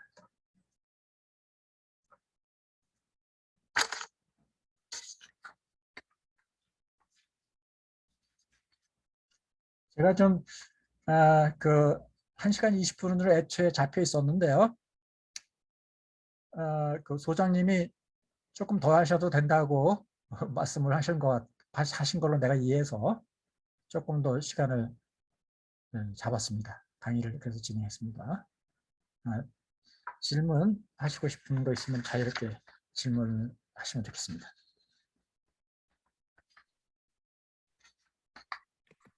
좀 가벼운 질문일 수도 있고요. 네. 또 어떻게 보면 좀 역설적일 수도 있는데, 플라톤이 지금 그 뭐 국가가 됐든 무슨 대학원이 됐든 자기 이야기를 하고 있고, 또 우리가 살펴본 안에서는 온갖 종류의 정치 체제를 다 꿈꿔보고 생각하고 또 부분적으로 그걸 실현하기 위해서 노력을 하고 이제 그랬잖아요. 근데 오히려 플라톤이 그렇게 할 수 있었던 거는, 그러니까 플라톤이 민주정 안에 살았기 때문에 그랬던 거 아닐까요? 예컨대 뭐 참주정이라든가 혹은 전제민주정 안에서 그런 생각했던 것 자체도 사실은 굉장히 위험한 일인데, 그런 역사적인 상황에 대해서 좀 혹시 말씀 있으시면. 아주 훌륭한 지적이십니다. 맞아요. 소크라테스가 소크라테스 있었던 거는 아테네에 있었기 때문에 그래요. 민주정에. 플라톤도 그 사회 속에 있었기 때문에 자유롭게 더 학문 활동도 할 수 있었을 테고요. 생각도 할 수 있었을 테고 그런 배경이 됐다고 봅니다. 한편 그렇죠? 소크라테스가 이를테면 뭐 다른 정치 체제, 뭐 전제 정치 체제라든가 이런 속에 있었다면은 많이 제한은 있었을 거예요. 한편 이건 장단점이 있었던 거죠. 그 당시 거도 전부 다 뭐 모든 게 문제는 아니었겠죠. 근데 플라톤이 지적하는 문제점은 전문 지식이 없는 사람이 통치하고 그래도 좋은가? 즉 아무나 통치해도 좋은가? 응? 그리고 모든 사람이 제멋대로 국가의 권위니 모든 것 다 상실하고 전쟁 시에 군대에서 그 전쟁터에 나가라 그것도 거부하고 뭐 국가가 모든 통제력을 상실하는 그게 돼도 좋으냐? 그걸 문제 삼았던 거죠. 그게 아주 역설적으로 이면에서 보면 그런 자유로운 풍토가 있었기 때문에 소크라테스도 등장하고 플라톤도 등장하고 그러다가 또 소크라테스는 그 민주주의에 의해서 처형도 되기도 하고 그러는 측면이 있었던 것 같아요. 그러니까 플라톤이 그런 의미에서 민주주의를 플라톤이 중간보다 조금 밑에 놓던가 중간 정도에 놨던 것 같아요. 남쪽에. 중간으로 놓기도 하고 정치가에서는 중간 정도 놓고요. 플라톤이 국가에서는 중간보다 조금 밑단계 놓고요. 밑에 단계 놓고. 네. 아주 재미있는 질문이었습니다. 네.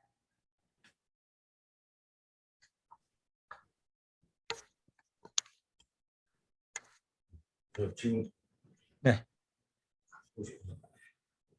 아까 전에 그 자유가 넘치는 나라, 뭐 자유과인 이런 표현 나오면서 여러 가지 예시가 나왔는데 가만 읽다 보니 지금 저희가 살고 있는 사회를 그때 보고 말하는 것 같은 그런 느낌도 좀 받았는데요. 그런 부분도 있죠. 저도 그런 부분이 있었습니다. 어떤 부분이 그랬습니까? 네.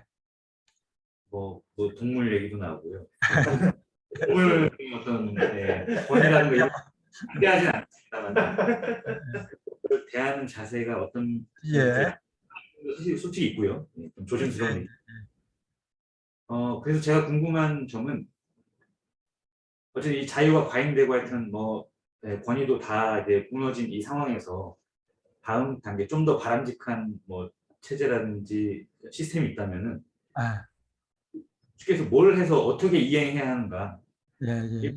과거의 이제 사회주의적인 어떤 뭐 역사 발전 과정 같은 경우에는 일단 자꾸 생산하고 생산력이 높아지다 보면 이제 어떤 그 하부의 어떤 몸과 정신이 이제 어긋나다 보면은 자연스럽게 좀 그걸 쫓아가는 그런 이행 과정을 그게 사실이건 어떤 간에 그 원리를 얘기했다면 네네. 어떤 플라톤적인 그 이행 과정이라고 과연 우리는 무엇을 해야 하는가 그런 부분에서 좀 질문. 예, 아주 우리 지금 현 시대에 적시한 질문인 것 같아요. 다 적합한 시적절한 질문이시기도 한 것 같아요.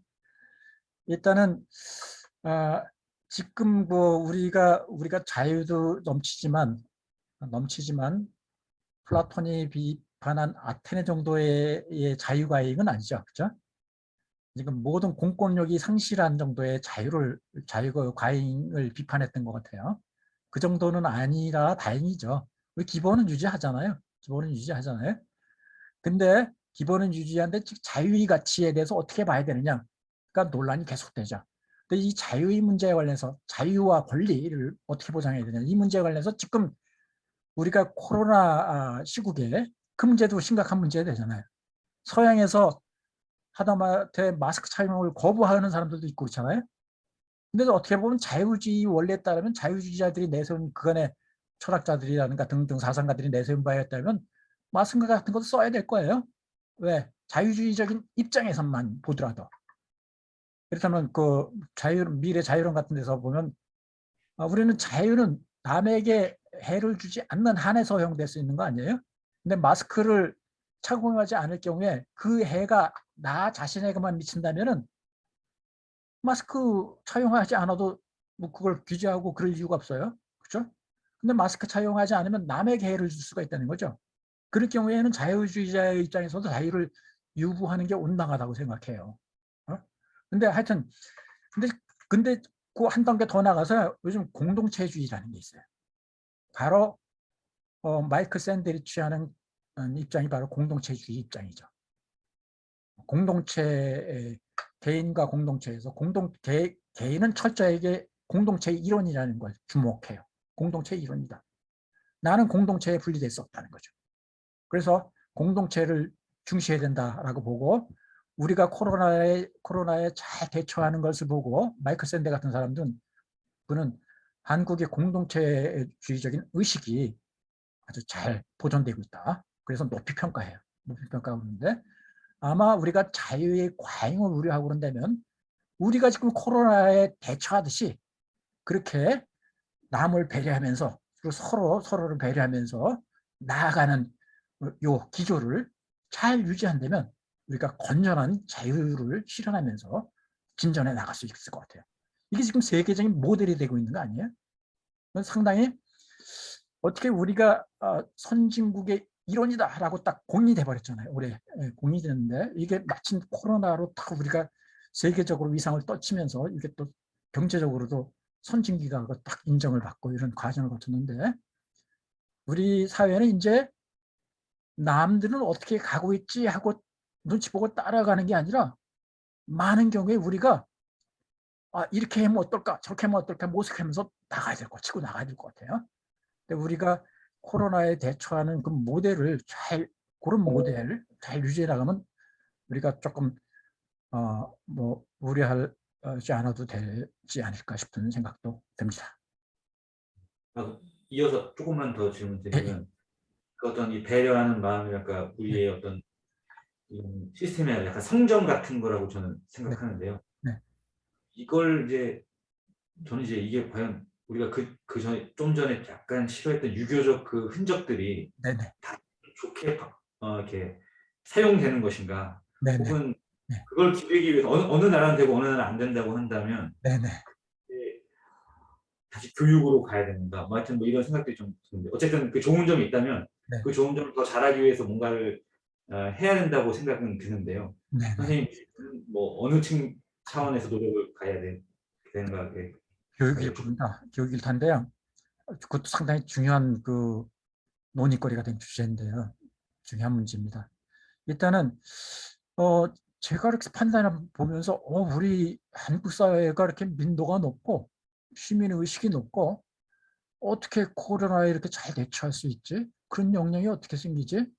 근데 시민의 민도라든가 그런 거 보면서 놀라워요. 우리가 그 원인이 뭘까? 일단 우리가 교육을 잘 받았는가? 근데 사실 우리가 근대화 이후에 받은 교육을 생각하면 우리가 좋은 교육을 받지는 못했습니다. 우리는 공동체주의 교육을 받은 게 아니라 개인이 어떻게 출세를 하느냐의 교육을 받았어요. 개인 위주의 교육을 받았어요. 그렇죠? 입시분이 다 그랬잖아요.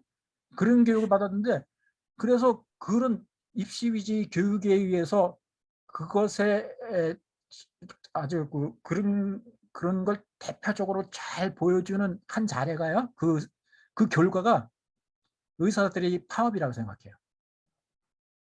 그 의사들이 우리 한국 교육 시스템 속에서 아주 충실하게 교육을 잘 받고 그 교육 시스템을 잘 따라온 사람들이에요. 거기서 딱 선두로 나선 사람들이에요. 그 사람들이 보여주는 모습이 공동체 의식이 아니라 자기 이익이었어요. 서구 사회에서 생각할 수 없는 일이에요. 의사 파업 같은 건 사실은 그런 모습이었는데 그런 모습으로 드러났어요. 그래서 우리 교육으로 치면은 우리가 이렇게 좋은 교육을 받은 것 같지 않아요. 근데 이거는 도대체 어디서 나왔을까? 상당히 의문스러워요. 그래서 이거는 사실 서구 사회가 이런 교육을 잘 시키고 있거든요.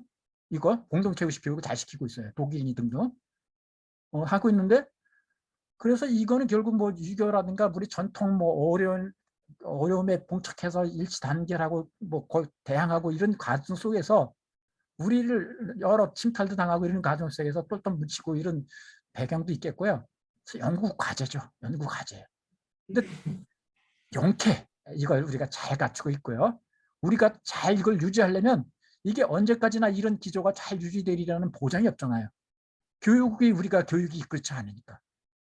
그 교육이 이제 학교 교육도 그렇고 학교 교육이 그렇고 사회가 그렇게 돌아가다 보면 가정 교육도 너 하나 잘 되면 되는 식으로 교육이 되고요. 자기만 생각하게 되고 이렇게 되면 이 기조를 우리는 계속 유지할 수는 없죠. 그러니까 우리 교육 시스템이 잘 바뀌어야 됩니다. 사실은. 그래서 공동체를 생각하는 그런 교육이 잘 돼야 돼요. 사실 그런 교육을 강조하는 게 플라톤, 아리스토텔레스입니다. 마이클 샌델이 아리스토텔레스 주의자예요. 아리스토텔레스는 아까 말했듯이 전체주의적인 색깔을 가지고 있고 공동체주의자예요. 근데 그 아리스토텔레스는 플라톤의 제자이기도 하고 플라톤은 소크라테스의 제자이고 다 엮여 있는데 그들은 다 공동체주의자예요. 그래서 공동체를 중시하고 그들이 또 중시하는 건 우리가 어떤 시민이 되어야 되느냐. 시민교육에서 중시되는 건 덕교육을 중시해요. 시민이 덕. 인간으로서 갖춰야 될 덕, 시민으로 가져야 될 덕. 이런 덕을 중시해요. 플라톤 국가에서도만 봐도 그렇잖아요. 국가에서만 해도 정의가 실현돼야 된다. 정의는 어떻게 실현돼요? 정의는 뭐 지혜, 용기, 절제의 덕이 조화를 이룰 때 정의 덕이 실현된다고 그러잖아요. 네 가지 국가적으로도 이 덕이 있어야 되고요.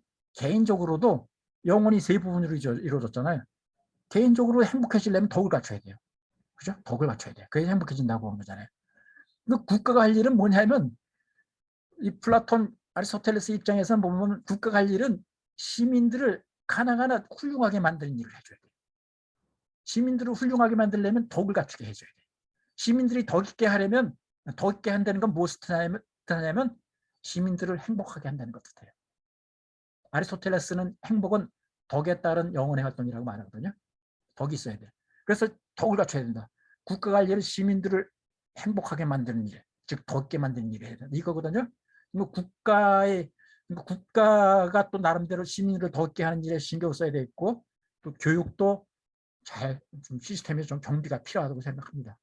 근데 이거는 사실 자유주의자들을 상당히 반대하는 논리일 수 있어요. 공동체주의가 자유주의가 맞서 있는데요. 이건 더 하고 싶은 얘기도 있지만은 아마 공동체주의는 마이크 샌델, 맥킨타이어, 마이크 샌델 이런 사람들이 그런 공동체주의가 현대 사회에서 80년 이후에 등장합니다. 80년 이후에 다시 재등장해요. 원래는 공동체주의는 고대 중세까지 유지되다가 근세로 넘어오면서 자유주의가 모든 사회를 지배하게 돼요. 자유주의가 우리 사회도 완전히 지배해요. 우리 사회도 엄청나게 지배하고 있어요. 지배하고 있는데 80년 들어서 자유주의에 대항해서 공동체주의가 등장해요. 그 공동체주의는 바로 아리스토텔레스를 모델로 한 거예요. 아리스토텔레스주의의 복원이에요. 이건 바로 고대의 철학자들의 사상이 복원이에요. 플라톤, 아리스토텔레스의 그 정도만 일단 말씀드리겠습니다. 그리고 공동체주의에서 바로 덕을 중시해요. 이렇게 덕을. 여러분 정의란 무엇인가 보면 덕 얘기가 나옵니다. 많이 나옵니다. 네, 감사합니다.